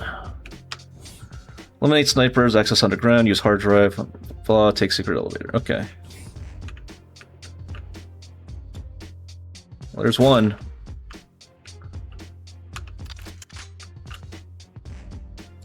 Two. Three. I can take the shot. 4.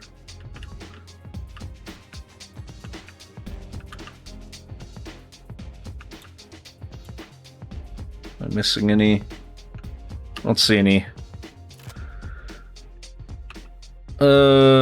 Looking for a stat block. So no technical stat block. It's more of a DM tool to use as a horror mechanic. Cool art though.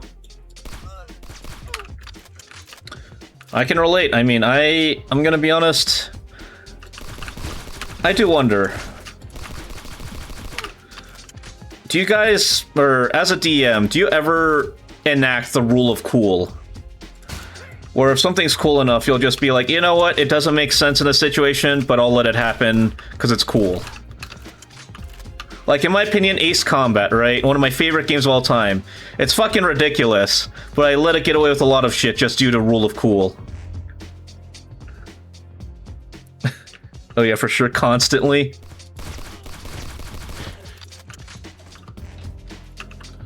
Rule of cool is like the backbone of TTRPG.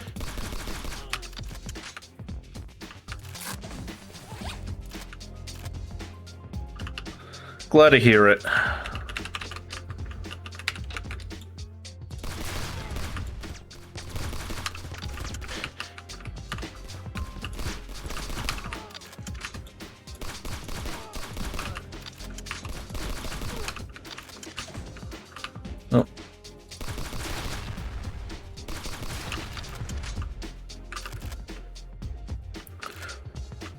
Pretty sure rule of cool is rule 1 or 2 of D&D 5e. I do think it is funny then if it is actually a rule in D&D and you're not like fucking with me. Cause so I don't really watch that much D&D, but I do know that there's an incredible amount of discourse about it.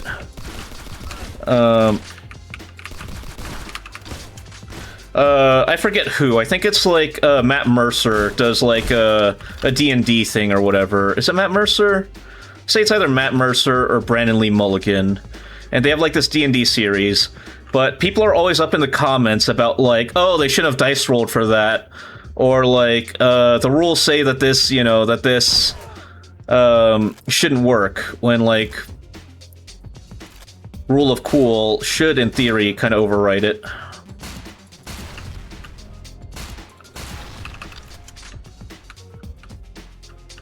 They both do. Oh. Well. Oh.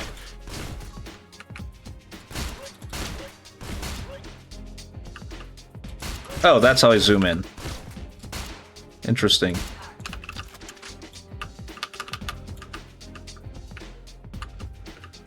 Well, that gives me super long shots. Where's the last dude, though?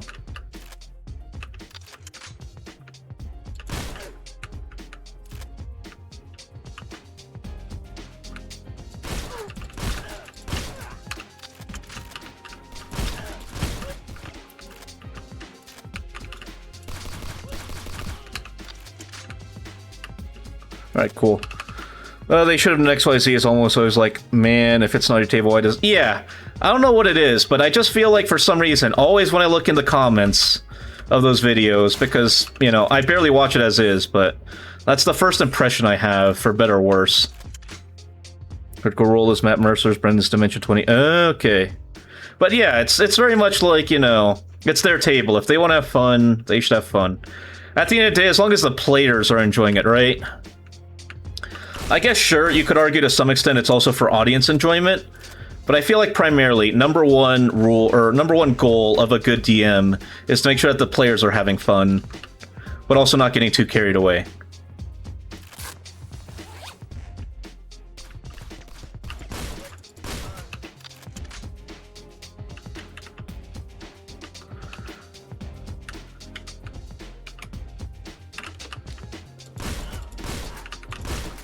But that's also why I'm very much like, you know, let people enjoy what they enjoy. If it's not actively hurting anyone, just let them have fun. I do feel like, I don't know, maybe it's just me, but I feel like the internet's always been kind of toxic, but I feel like these days it's very much like there's this air of like you have to enjoy something the way that I enjoy it, otherwise you're not allowed to enjoy it. Like, I know I do that sometimes in a joking manner, but like I do see people doing it more seriously, I've seen. Also, fun callback. You get to do a reverse level. Takes that the players aren't having fun, then the audience will... Yeah. It's very much like, the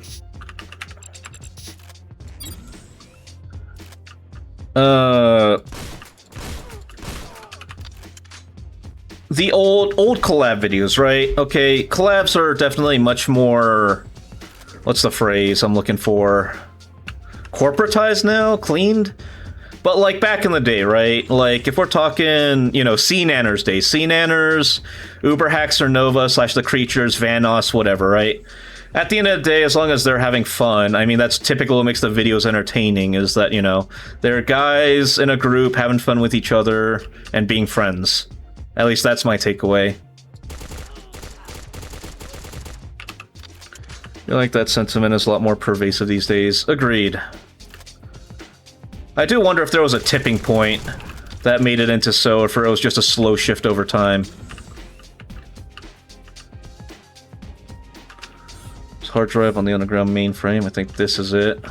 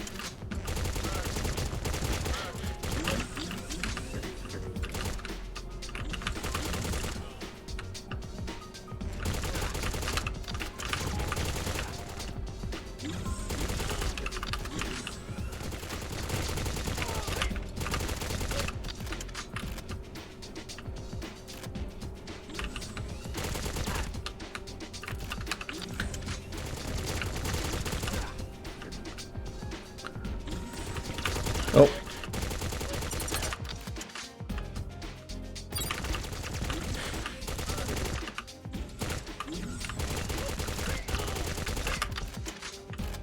Okay, take secret. Oh.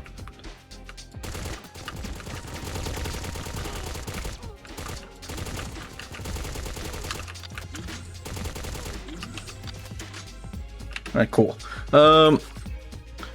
My favorite things about Critical Role, mostly Season 1, was how Grog Travis was actively bored out of his mind during shopping episodes and made funny faces some of the time.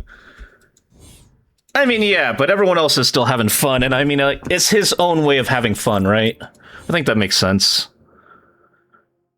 Because I've definitely felt that, playing certain games. Like, I enjoy playing Counter-Strike, or a lot of round-based games with friends, right? But, like... you need something to do in between rounds, especially if you're dead a lot.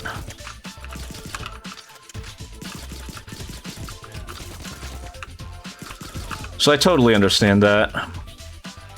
Or, like, I love playing board games with friends, but, like, if they're taking an eternity to do a turn or something, I think it's well within my rights to, I don't know, do something. Find a way to entertain myself. Like Yu-Gi-Oh! Especially if the other player's playing solitaire on their turn. Or in Magic the Gathering, I guess, also. Like, if they're counting mana and whatnot, and like figuring out their play, I'll just kind of sometimes just hop on my phone.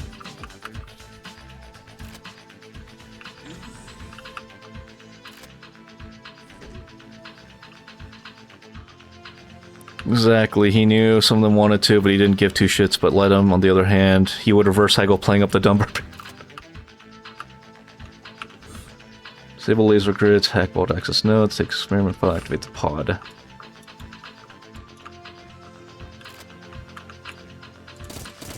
Okay, I see.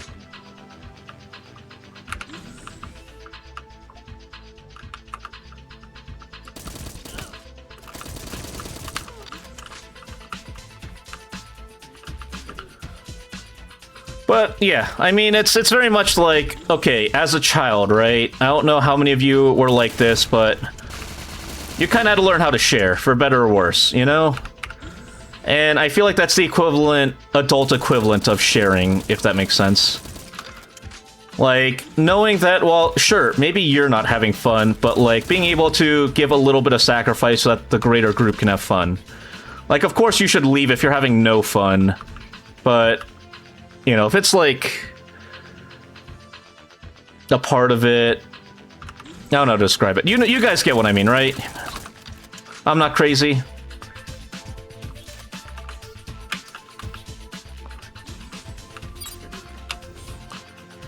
Hack both access nodes and activate the pod.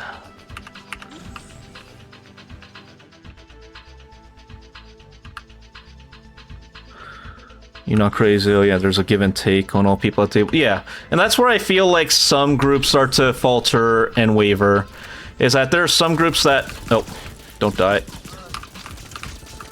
That have someone who never really learned to, like, share with the greater group or a little bit of sacrifice for everyone's enjoyment. And then every other adult at the table kind of has to, you know, placate them. But at the expense of the entire group's enjoyment. Or at least that's been my experience, of course, you know. My experiences aren't universal, but... so it has been.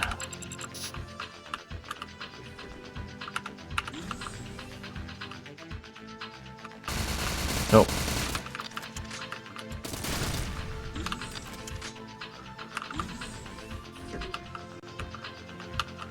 Well, it's real hard for me to DM for kids or random people at the hobby store. Oh yeah, completely understandable. And also, there's no, like, as much as I hate to say it, social investment. Alright, let me explain what I mean by that. Like, when you play with a group of friends, there's already been some social investment. Like, you guys have relationships that you want to maintain with each other, right? So you're much more willing to, you know, back down or sacrifice yourself. Whereas with strangers, it's a lot harder to ask them to do something, and they have much less reason to do it. As much as I hate using, you know, like, societal standards, but... oh.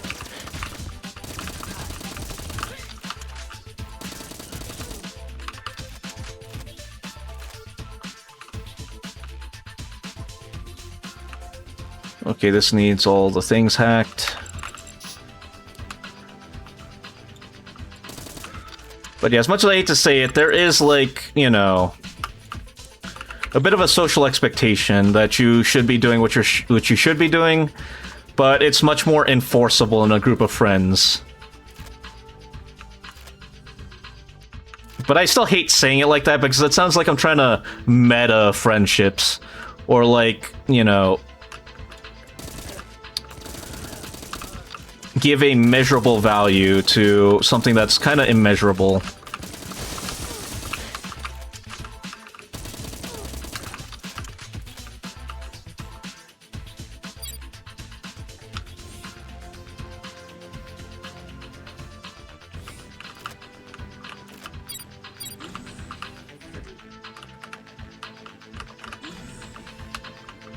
Duke is friends maxing. Well, I mean, there are different types of people and different kinds of friendships that you make, right? The type of friends I like to make are the ones that will hold me accountable, but they'll be tactful about it. The ones that'll tell me, hey, Duke, you fucked up, or, you know, hey, I didn't like that, but are willing to do it tactfully, like, hey, this is what happened, this is how I felt about it, this is what I'd like you to do in the future to avoid that, or change that.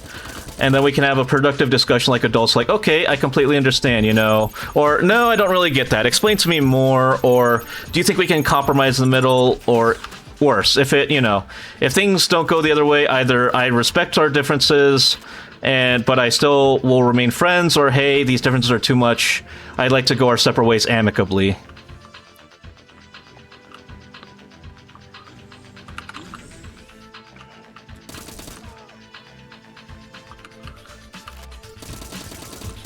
That's what I'm looking for in friends, at least. I understand that I'm not perfect, nor will I ever be, but that it's good to have friends that will help you become the best version of yourself.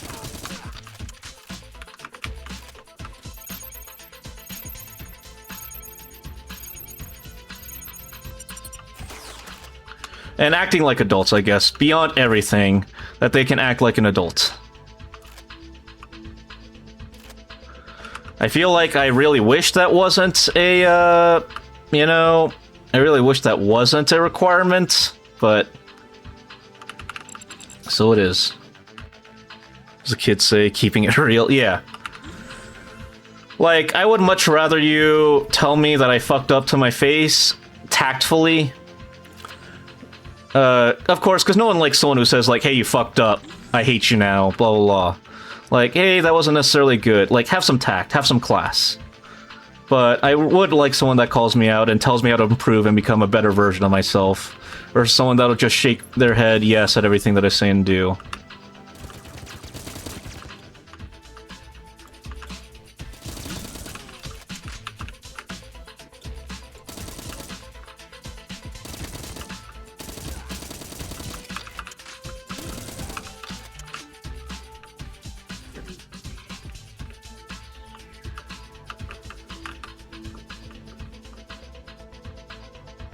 Ooh, shiny gun.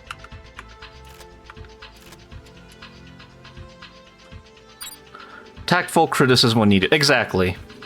And I think that is what separates good friends from best friends.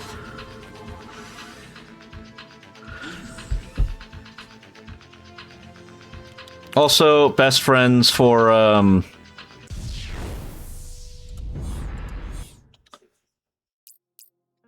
how do I say it? Best friends for...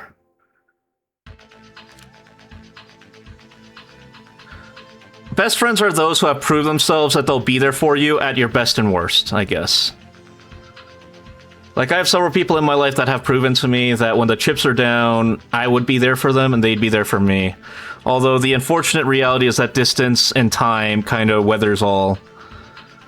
Because I had people who I would have very easily laid down my life for a few years ago, but just due to time and their own interpersonal relationships falling apart, that I may no longer feel the same way. And it's unfortunate. But as humans and adults, that's how time changes, and changes us.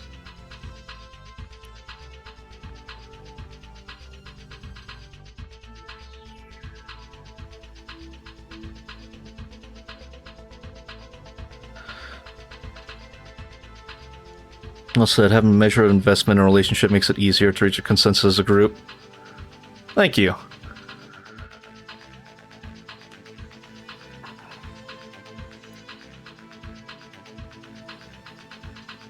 Because, I mean, I also think of it as, like, imagine a group project or even a group lunch, right? You all want to go out to eat. Everyone has their own preferences. If you have a group of friends that have investment in each other, you're much more willing to be like, oh, we have one vegan person, you know, we're all friends, so we'll all sacrifice and eat somewhere that that person can eat because we're friends and we have investment. Whereas in an opposite case with strangers, it's more likely that it might be like, you know, hey, maybe you should not eat and just sacrifice yourself for the greater good of the group, of the majority. But that's just my own personal interpretation and opinion.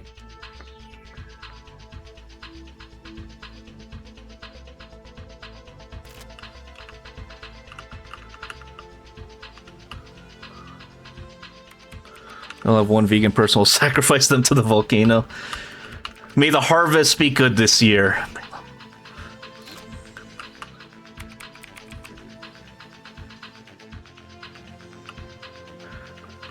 Give me meat or give me death.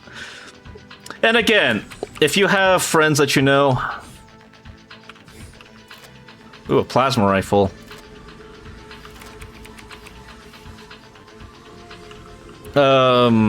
That people know that that's just how you are, you know? So that they would have made plans beforehand of, okay, so you need to eat somewhere that at least has a meat option, or like, you know...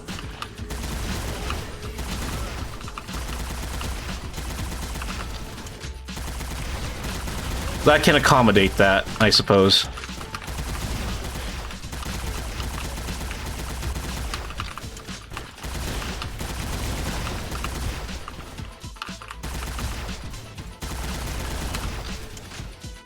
Ow. I'm almost dead already, damn. Oh, yeah, no. Flavor. Do I know? After all, what is flavor?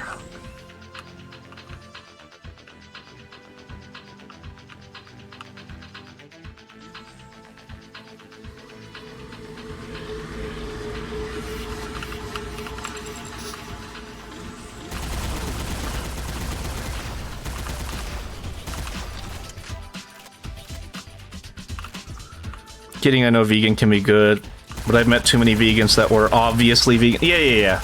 But that's why they're probably not your friends, Sad Night. Generally, and I feel like this is an overgeneralization, but probably works, you typically want to make friends with people you want to be around. I feel like that probably is a mostly factual statement, no? People don't typically reach out to be friends with people that they obviously know they're not going to get along with. Although there are exceptions for this. Because, you know, social class, clout, all that good stuff.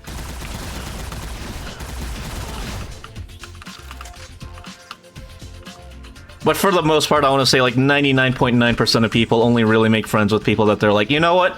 I enjoy your presence and I want more of it.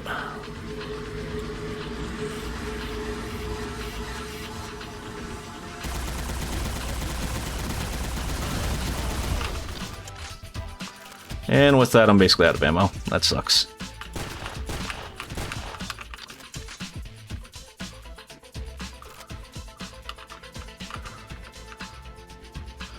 But hey, you never know. There are... For every... What's the phrase? For every positive case, there's a negative case.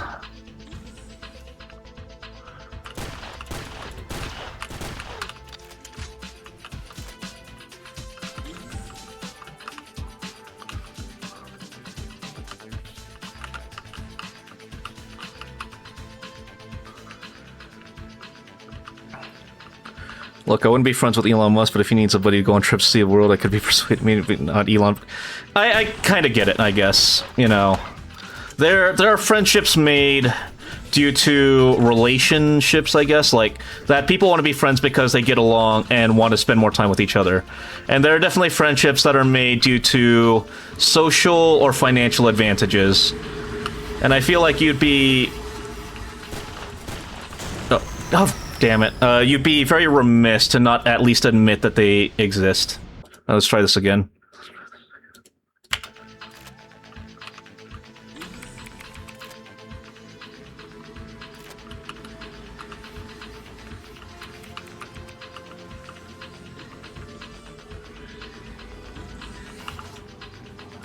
But, I mean, at the same time, you know, that's kind of just the reality of adulting, right?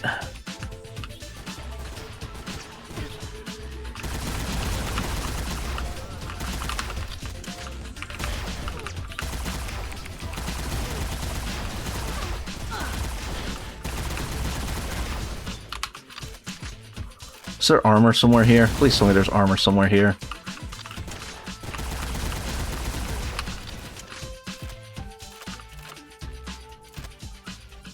Like, am I friends with my boss? According to her, yes. Well, but there's also different levels of friendship, right? Like, I would say that I'm acquaintances with most, like, everyone categorizes themselves differently, I guess. But I would say I'm acquaintances with most of my subordinates. Like, if they were in a pinch, right, and they called me up saying, hey, boss, you know, hey, my wife kicked me out, or I'm having trouble right now, can you help me out? I'd probably say yes, you know, I drive over, whatever. They're friends. Friends are people who I would be like, they call me up at, I don't know, midnight on a Tuesday in the middle of work week. I'm calling my boss and saying, hey, I need to take time off, I'm going to go get my friend. See, Suki, you are correct with one exception. Pools suck. Get a friend with a hot tub instead. But I have a level of friend that's like, hey, they asked me to drop everything in my life to help them out with something. I'm not even blinking twice to say yes. And then there's like the third level of friend that's genuinely like, I would probably die for them.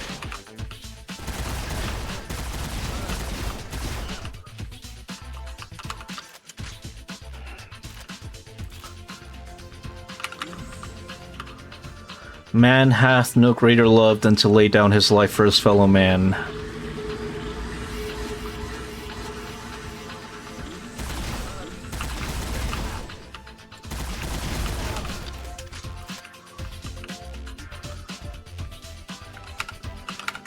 Except dick size. But yes, there are many people that if you ask me, like, are we friends? I would probably say yes, despite being probably at the level of an acquaintance, maybe a little higher than the level of an acquaintance. Now, like, of course, you know, have some social tact. Like, don't tell people that, oh, I only view you as an acquaintance, you know, unless they specifically ask for whatever reason.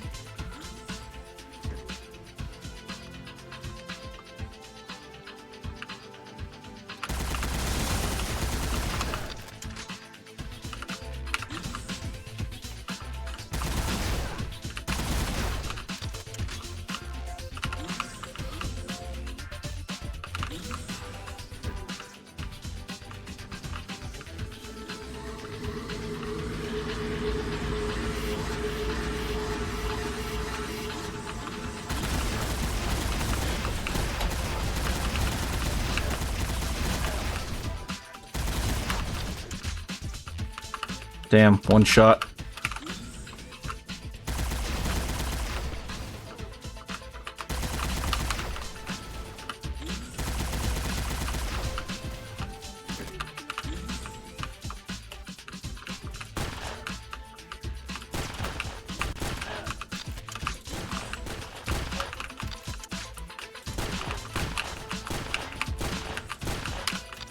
Alright, is that everyone? Please tell me that's everyone. Okay. Oh, that was close. One shot. One special agent mode. 2 ciphers. Act 4. Oh, I have to get 4 more ciphers? Damn, alright.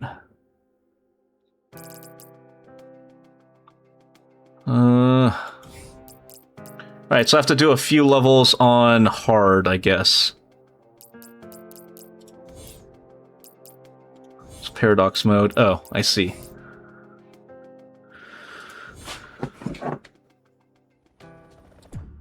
Nothing more awkward than 2 people finding out one... yeah, true. Very true. I also love it when games have, like, the game inside of the game.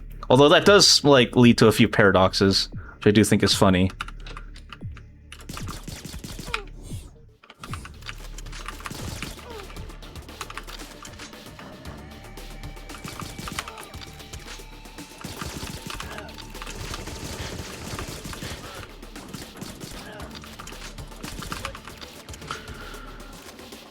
But, you know, sometimes I will say that there are a few friendships that do become toxic if the friends don't realize, you know, where each other stand.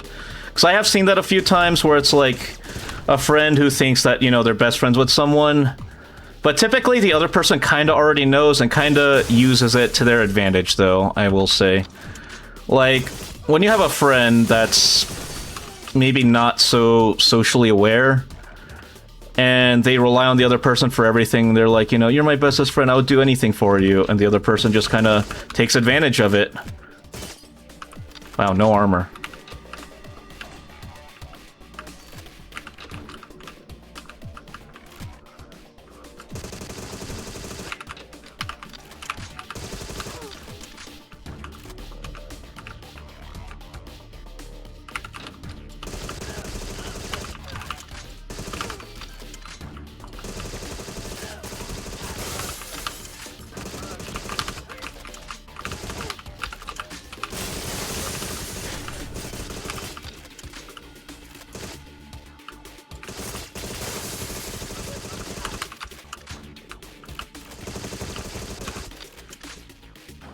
Seen that one in real time a couple times.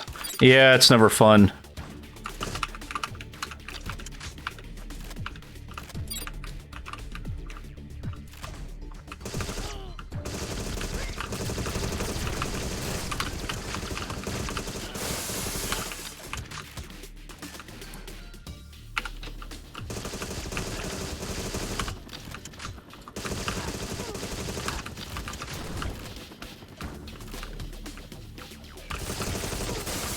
Ow. Ow.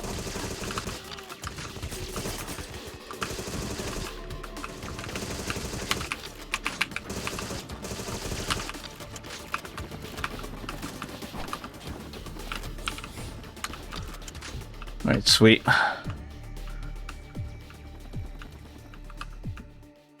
But I mean, I guess that's just more proof, you know? Human relationships are complex. We can try and make generalizations and rules, but... oh, damn it. At the end of the day, it's up to the people to determine, you know, how they want to move forward.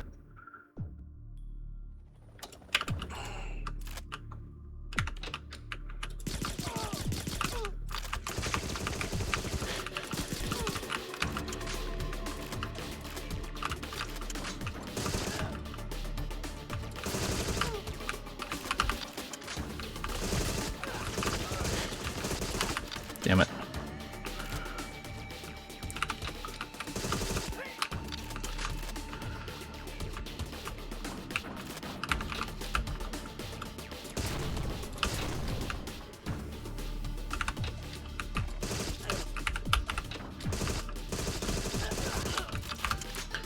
We'll say one thing I do hate is having to be a mediator sometimes.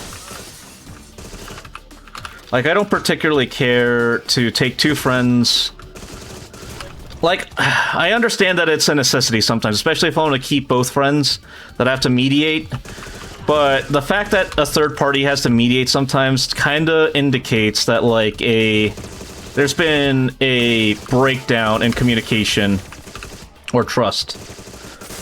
Like, most times by the time you need a third party mediator, you just haven't admitted that, you know, it's over.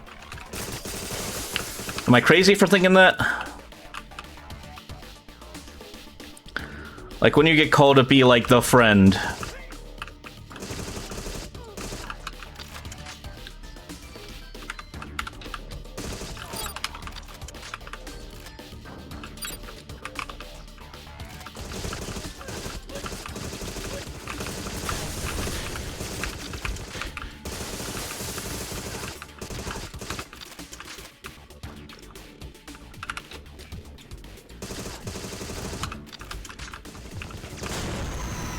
Am I bad at this game, or am I just trying to take it too fast?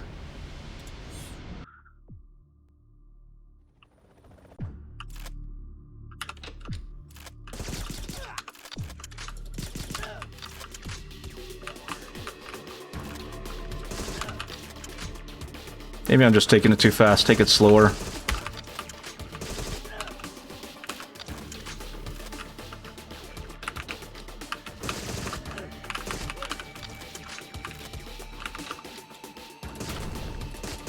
I don't know. Have you guys ever had that before or experienced that?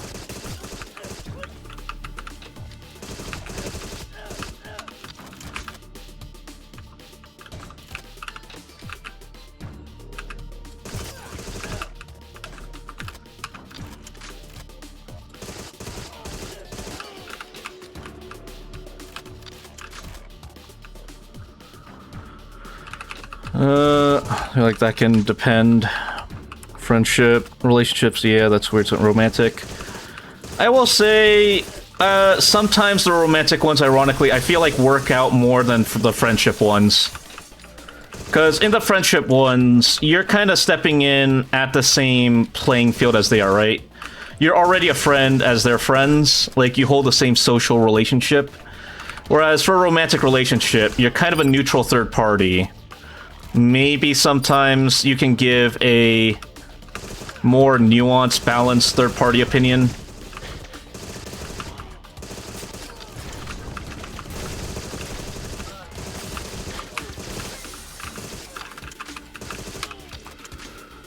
Cool. couples therapies with things so I get... Yeah, and, you know... Imagine being able to afford therapy. Am I right, fellas?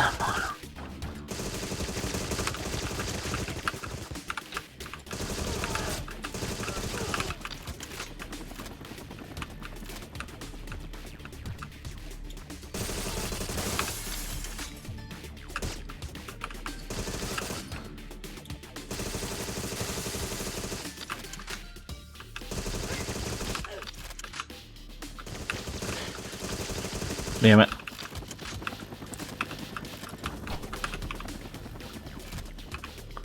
Bottle therapy can be really cheap if the pain is bad enough.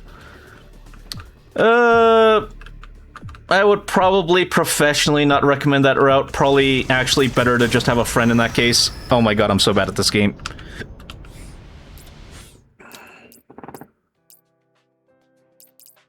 Oh, I see. I can replay them on difficulty 1 for 1. Okay, I see.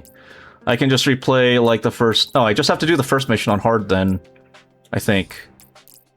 They want 26, I'm at 22. I just have to beat a couple of these on hard, then. Yeah, this one's pretty fast. Okay, let's try this again, then. Very much don't do that. Yeah. And also, okay, this is my other hot take. Especially in romantic relationships. A good, stable, working romantic relationship takes a lot of work. And when I say a lot of work, I mean that both people need to be able to act like adults. They need to communicate their feelings with each other. Because I want to say like 99.9% of romantic relationships I've seen blow up are just because they can't talk to each other. They have issues with each other, but they're just gonna sit there and let the issues bubble up until it blows over, and then see each other as the issue, rather than their failure to communicate as the cause.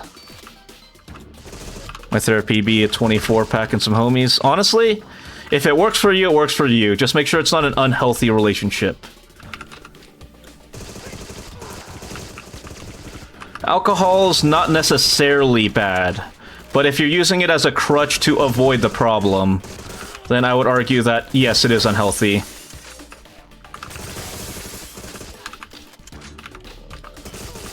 Because that's the issue that I tend to see, is where it's used as a way of avoiding the problem rather than addressing it.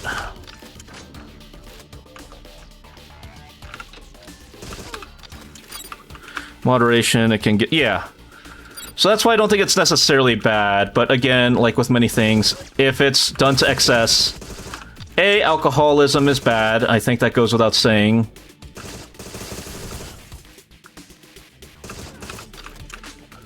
And also just, if you use... Again, sometimes it can be used to avoid the problem rather than as a way of assisting with dealing with it. Oftentimes, so if I'm gonna be honest.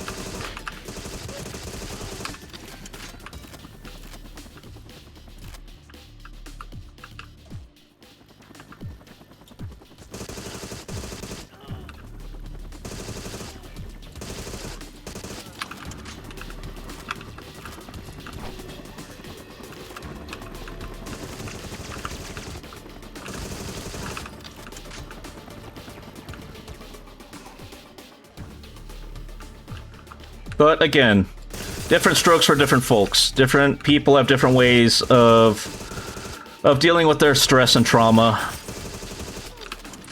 Well, I can't always... What's the phrase? Well, I can't agree with all of them. I can at least understand them, I suppose.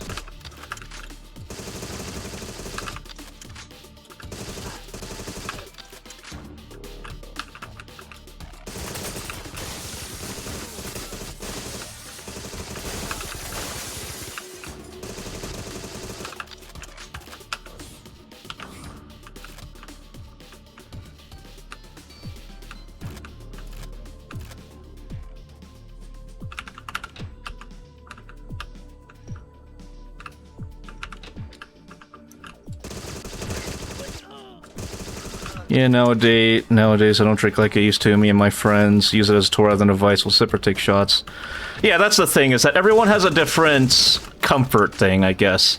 And sometimes that comfort thing is what it takes to open up. Like for me, my comfort thing is... I'd say it's a mix of time, like if I know the person well enough, I'll usually open up. Or, the other thing for me is like a peaceful landscape. I like to, like, if it's a beautiful day or night, kind of find a nice, like, landscape. Go out on a porch, kick it back, stare up at the stars, or the sky, or the cityscape. Talk about what's been bothering me, talk about what's going on with life. And also, it kind of helps just because, like, I feel like in a greater... In the greater cosmic sense, that my problems are kind of... What's the phrase? Not meaningless, but, like... less important, I suppose?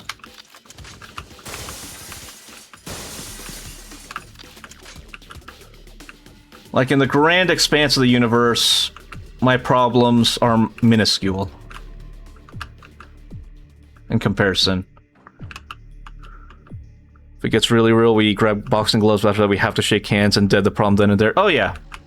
Like I said, different people have different ways of addressing the situation, and I feel like that is a very valid one.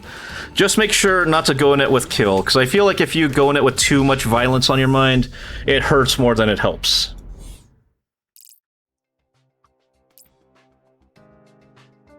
Oh, we just have to beat... 7:45, 7 minutes, 8 minutes. What's a fast one? Oh, this one's a fast one. Alright, let's see if I can do this real fast.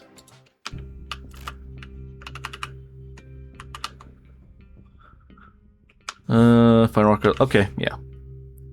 Yeah, in the grand infinite cosmos, you know, we are nothing, shall be nothing. But that doesn't mean that our problems aren't real.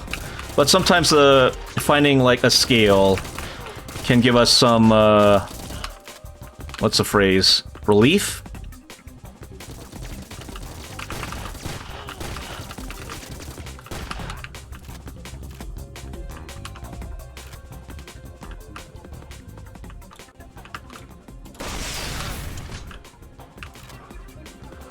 Good old bottle of perspective. Yeah, and that's what I think third parties are good for.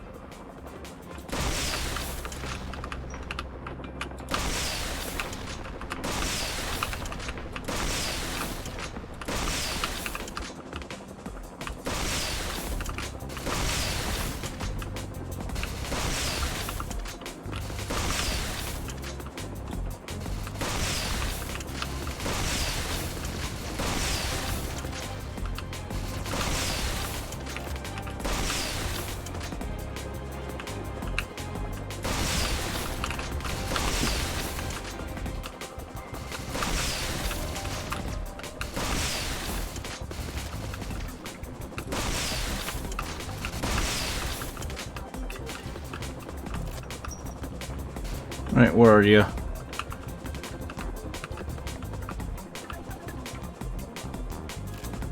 Where are you?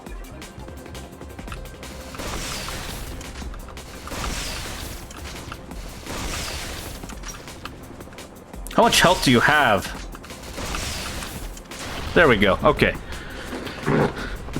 But, again, different coping mechanisms.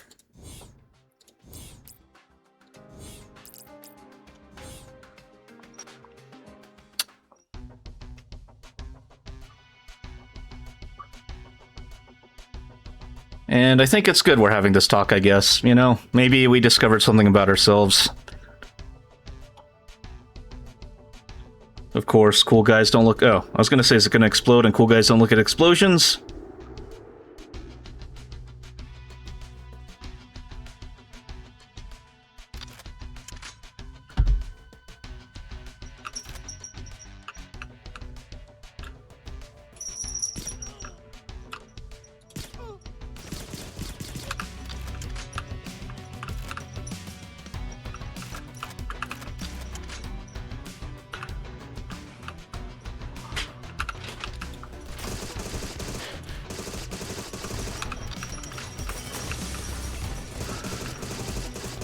And I think the biggest thing that a lot more people need to work on, personally, unhealthy relationships.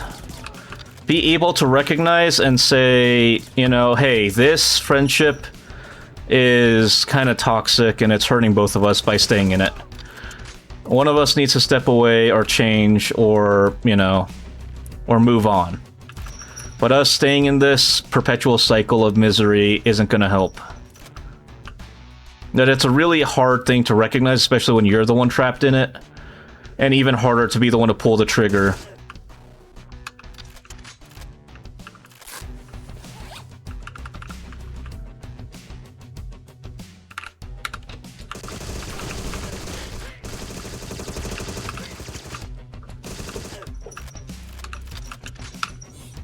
Spacesuit, EMP, bug and guard captain, hack security systems, call off propulsions, and board space elevator.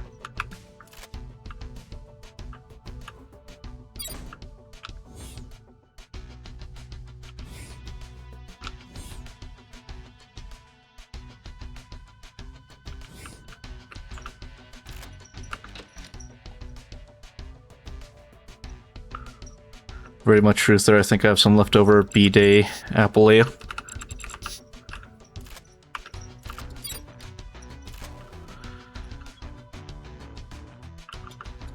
I'm gonna be honest, I don't know. I feel like I've never particularly liked alcohol, and maybe that's actually been for the for the best.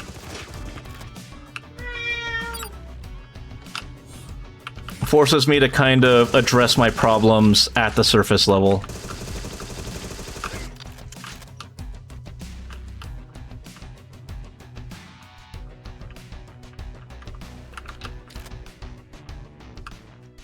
Jokes aside, yeah, that's probably the best.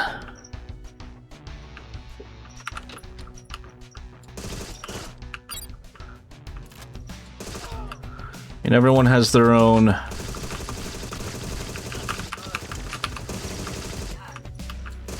I mean, they call it cope for a reason. As they say, cope and seethe.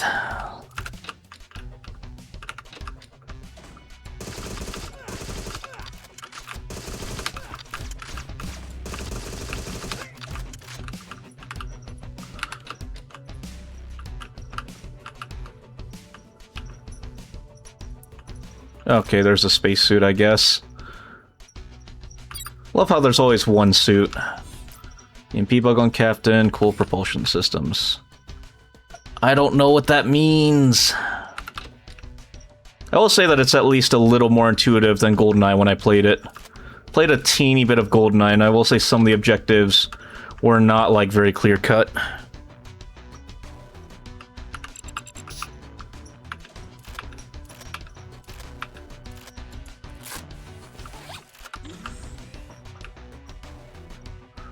You gonna shoot at me? You know what?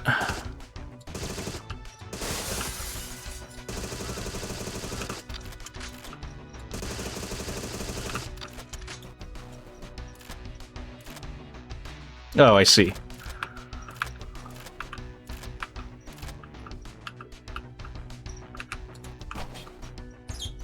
Okay, so I guess you're the dude. Yeah, don't mind all your dead friends over there. I like alcohol because it tastes good, but non-alcohol stuff is getting better and better. For me, I guess that's the issue, is that it never really tasted good for me.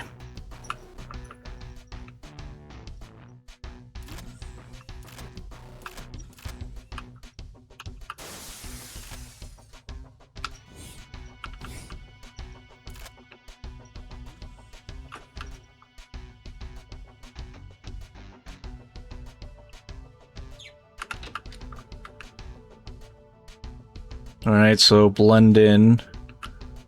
Don't act suspicious, don't act suspicious. I will say I do quite like non-alcoholic drinks though. Like, genuinely, a virgin strawberry daiquiri, delicious.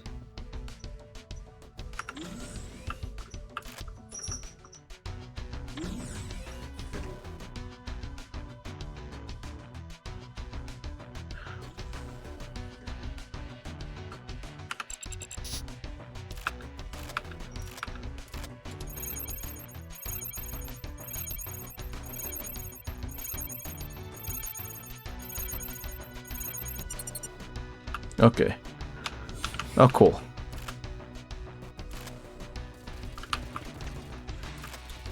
Oh.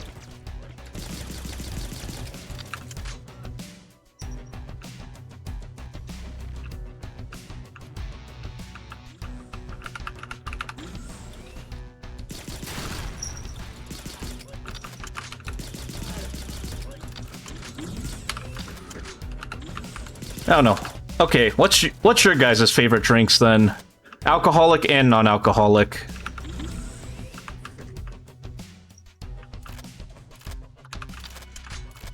Alcoholic, I guess if I had to drink, I'm quite fond of,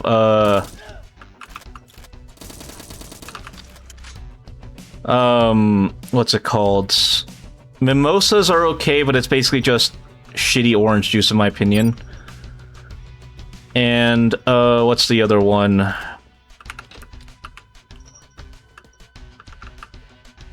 A rosé. Very light stuff. October beer and green tea. Interesting. Why green tea out of all things, out of curiosity? Any particular reason?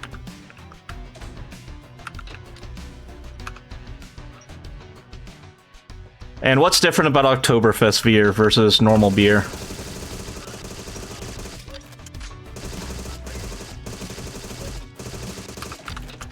Just like it. Fair enough. I quite like green tea, but I think for me it really depends on what it's paired with. Like, green tea is best when you're pairing it with something like, sushi? It goes really well with sushi to, like, cut the fish taste.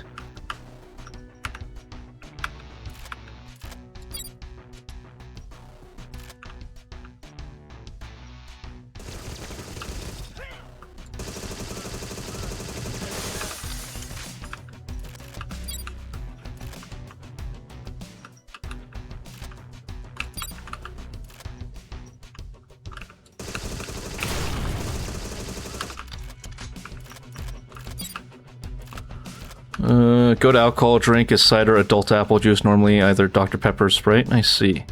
Very drinkable, but has flavor to it. I like beers that are flavorful. As someone who doesn't drink, what's like the difference between that, like an IPA, a draft beer? Just flavor?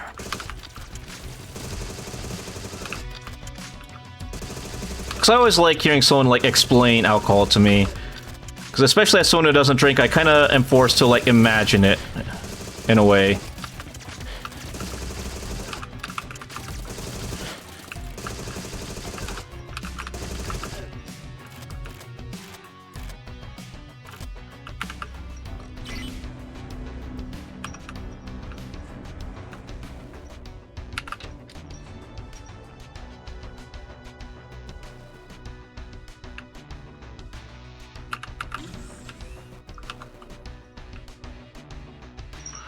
Different methods, flavors in my experience, but I'm not a beer person, might be off.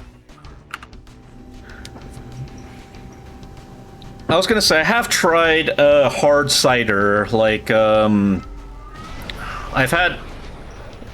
also had the hard, like, lemonade or whatever, like Dr. Mike's or whatever it was called. And then, like, hard cider. Forget, like, the apple tree looking one. And they're okay, but I would rather just have normal apple cider, I guess, or apple juice. Lagers, basic beer, IPAs, lots of hop flavor, stout is lots of malt flavor. Oh, okay. Interesting. Never drank alcohol before. I've had some Kroya. It's not all that it's banged up to be. Best to not try, I think, but... I will say, depending on where you live, though, you very much need to. For some places. Like Japan and Korea, I know that their cultures very heavily favor drinking, so you're kind of, in a way, forced to get into drinking. Ooh, plasma rifle. Oh.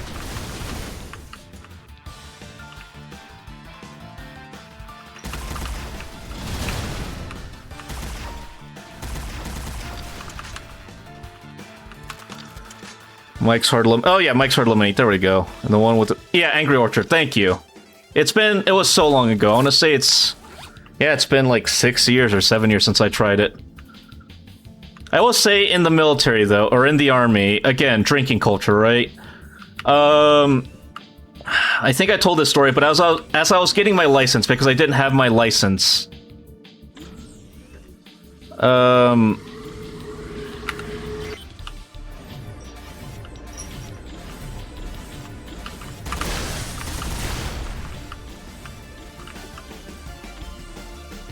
okay. As I was getting my license, because I didn't have my license before I joined the military, I had to drive people back and forth to places so I could get my driving hours. And the most common place I would drive them back and forth from? Parties. And as part of that is, like, I don't know why, but a lot of them took it as a challenge to make me enjoy a drink. When I told them, like, I don't really enjoy alcohol, a lot of them took it as a challenge to, like, make me try different things. To, like, prove that, oh, you know, I can... or that I enjoy drinking or something.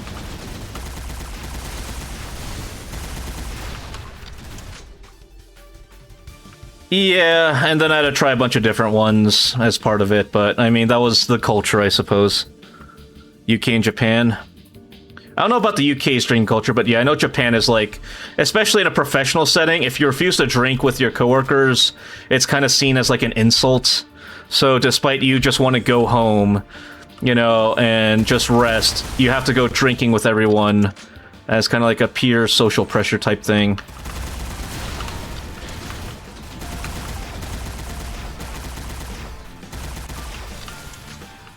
Probably a drink, I do cocktail or something by the vibes.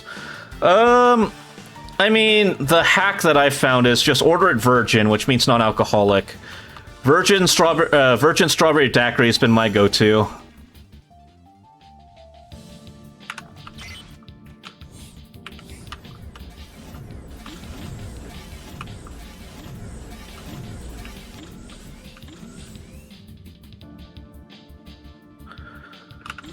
Or, like, you can always, for some places, I mean, most of your friends don't really care, just ask them to, like, get you a glass of Coke on the rocks and put it in a glass. And I mean, it looks close enough. People probably won't look twice at you.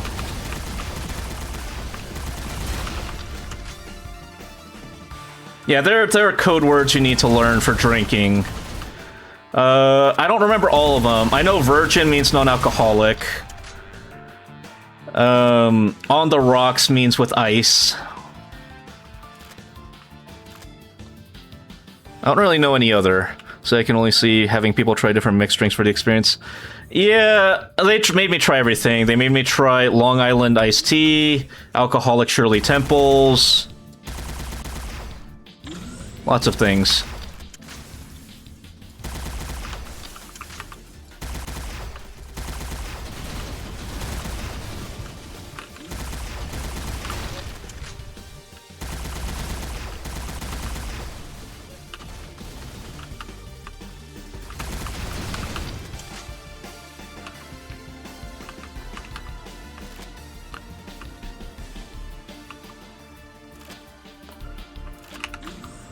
But that's the military for you. It might have gotten better, though. I feel like the culture is changing all the time.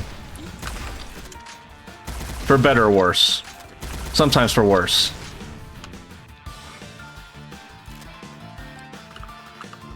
Because at least my generation wasn't nearly as hazed as the previous generation.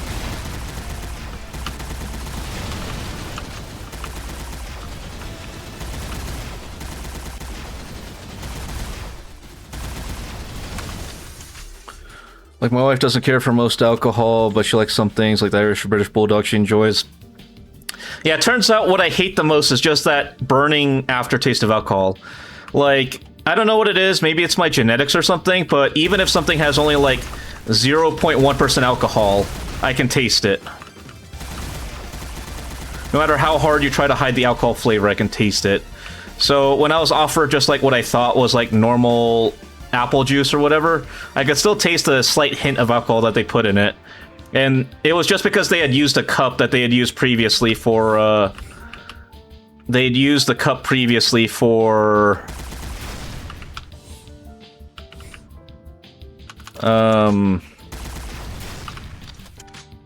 I forget what it was, like champagne or something, but I still tasted it. Maybe some people don't drink anymore, so maybe it's better. Yeah, there's been a big push for that, I think. There's a sharp sensitivity for it. Yeah, so I think it's just that I'm hypersensitive, so it just doesn't work well for me. So it's not necessarily that I'm opposed to it or against it, it's just genuinely the flavor. I cannot.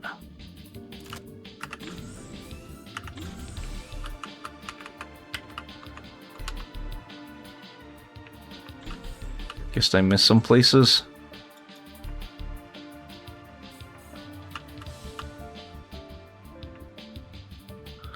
Do allergies make you notice the burn or unrelated?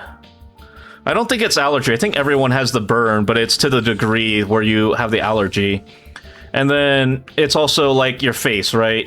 My face turns red, and that's allergies, I think.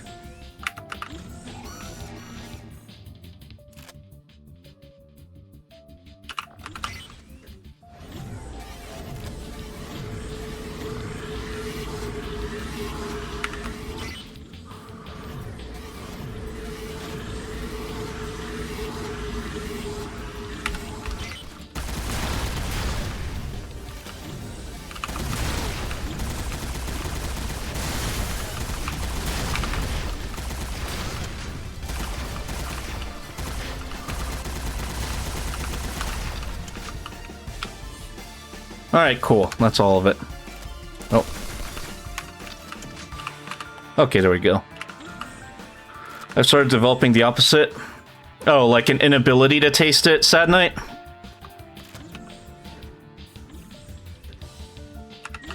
%, sure, but I heard Japanese are mostly allergic to alcohol. Yes, that is genetic. I think it's Asian, or Southeastern Asian, because I know Koreans also have it. But yes, it is an allergy or like a body response that makes their faces a lot redder to alcohol.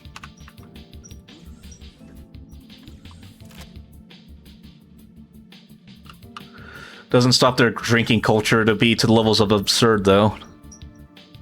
Takes a lot of alcohol content for you to notice.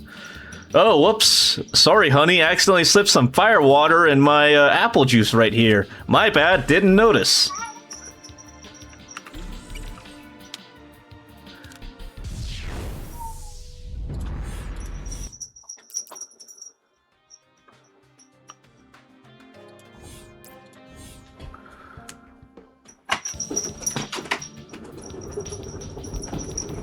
So you joke, but like, it has been a problem once. Yeah, Frisky's decided to get my attention. She wants to go running on her little kitty treadmill.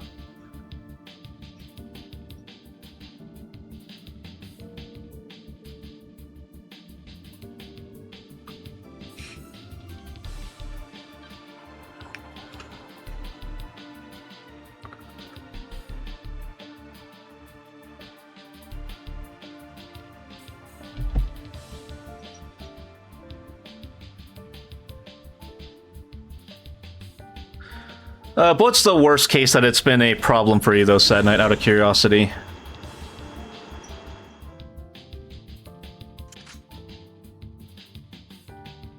Okay.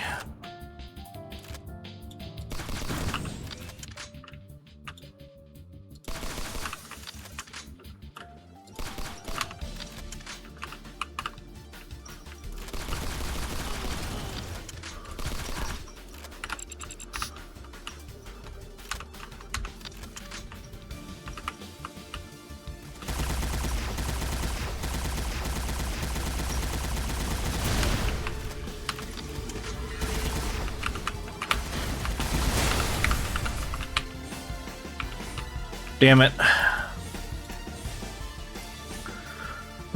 Drinking or just not noticing how much booze was in a drink? Either. Has it either been to the level of problematic, I suppose?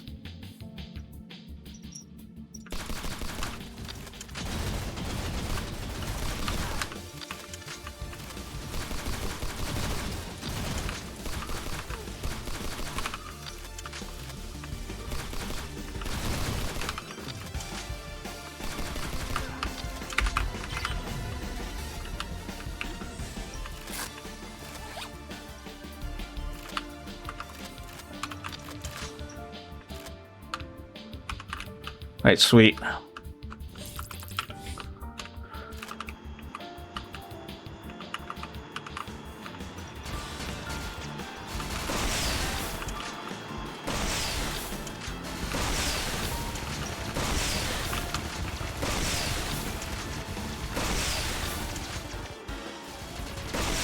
Ah, whiff.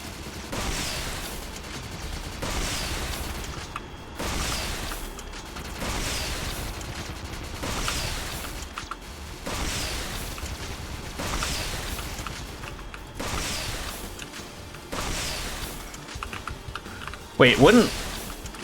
Actually, never mind. I was gonna say, wouldn't rocket launchers not work on the moon? But actually they would, so... I'm dumb. Drinking, I won't go into much detail, but the waking point was thinking I was in the bathroom, I was not. That's rough, buddy.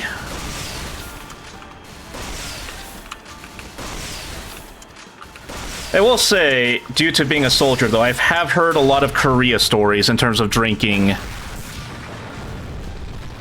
And a lot of those do involve getting into really weird situations or waking up blackout drunk. Situations of inadvertently getting picked up, robbed, waking up in alleys, getting in fistfights. You guys drank Cal Pico? I have not. I've never even heard of that. Cal Pico. Oh, I've had it, yeah. It's okay. I don't love it, I don't hate it. My preferred drink in the summer, I would say, is probably... If we're going Asiatic drinks... I like, Chilsing Cider, I think it's called. Yeah, interesting. Yeah, this game was one person's passion project through years, or almost a decade, I want to say. Yeah, Replicant D6 on all the credits. Dude did basically this entire game from what I understand. But yeah, that's definitely scary. But it's good to see that, you know, he stuck with it the whole time, and he published it. And it even has a multiplayer mode.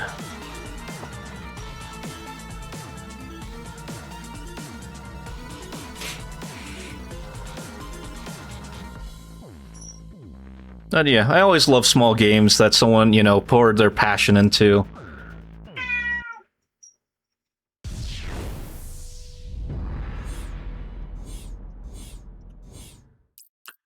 And there we have it. Oh. And free updates coming soon, hopefully. Anyway, cool. So we finished the game today. Appreciate y'all hanging out with me. No stream tomorrow. No stream Sunday. Monday we'll be back with more Pokemon. Appreciate lucky enough that the people I drink around watch out for me. Yeah, I would say, especially if you're a big drinker, have a friend that is willing and capable of being a chaperone for you. Genuinely a great help. Alright, let's see who we can raid out to today. Let's raid out into, let's go say hi to Blinks.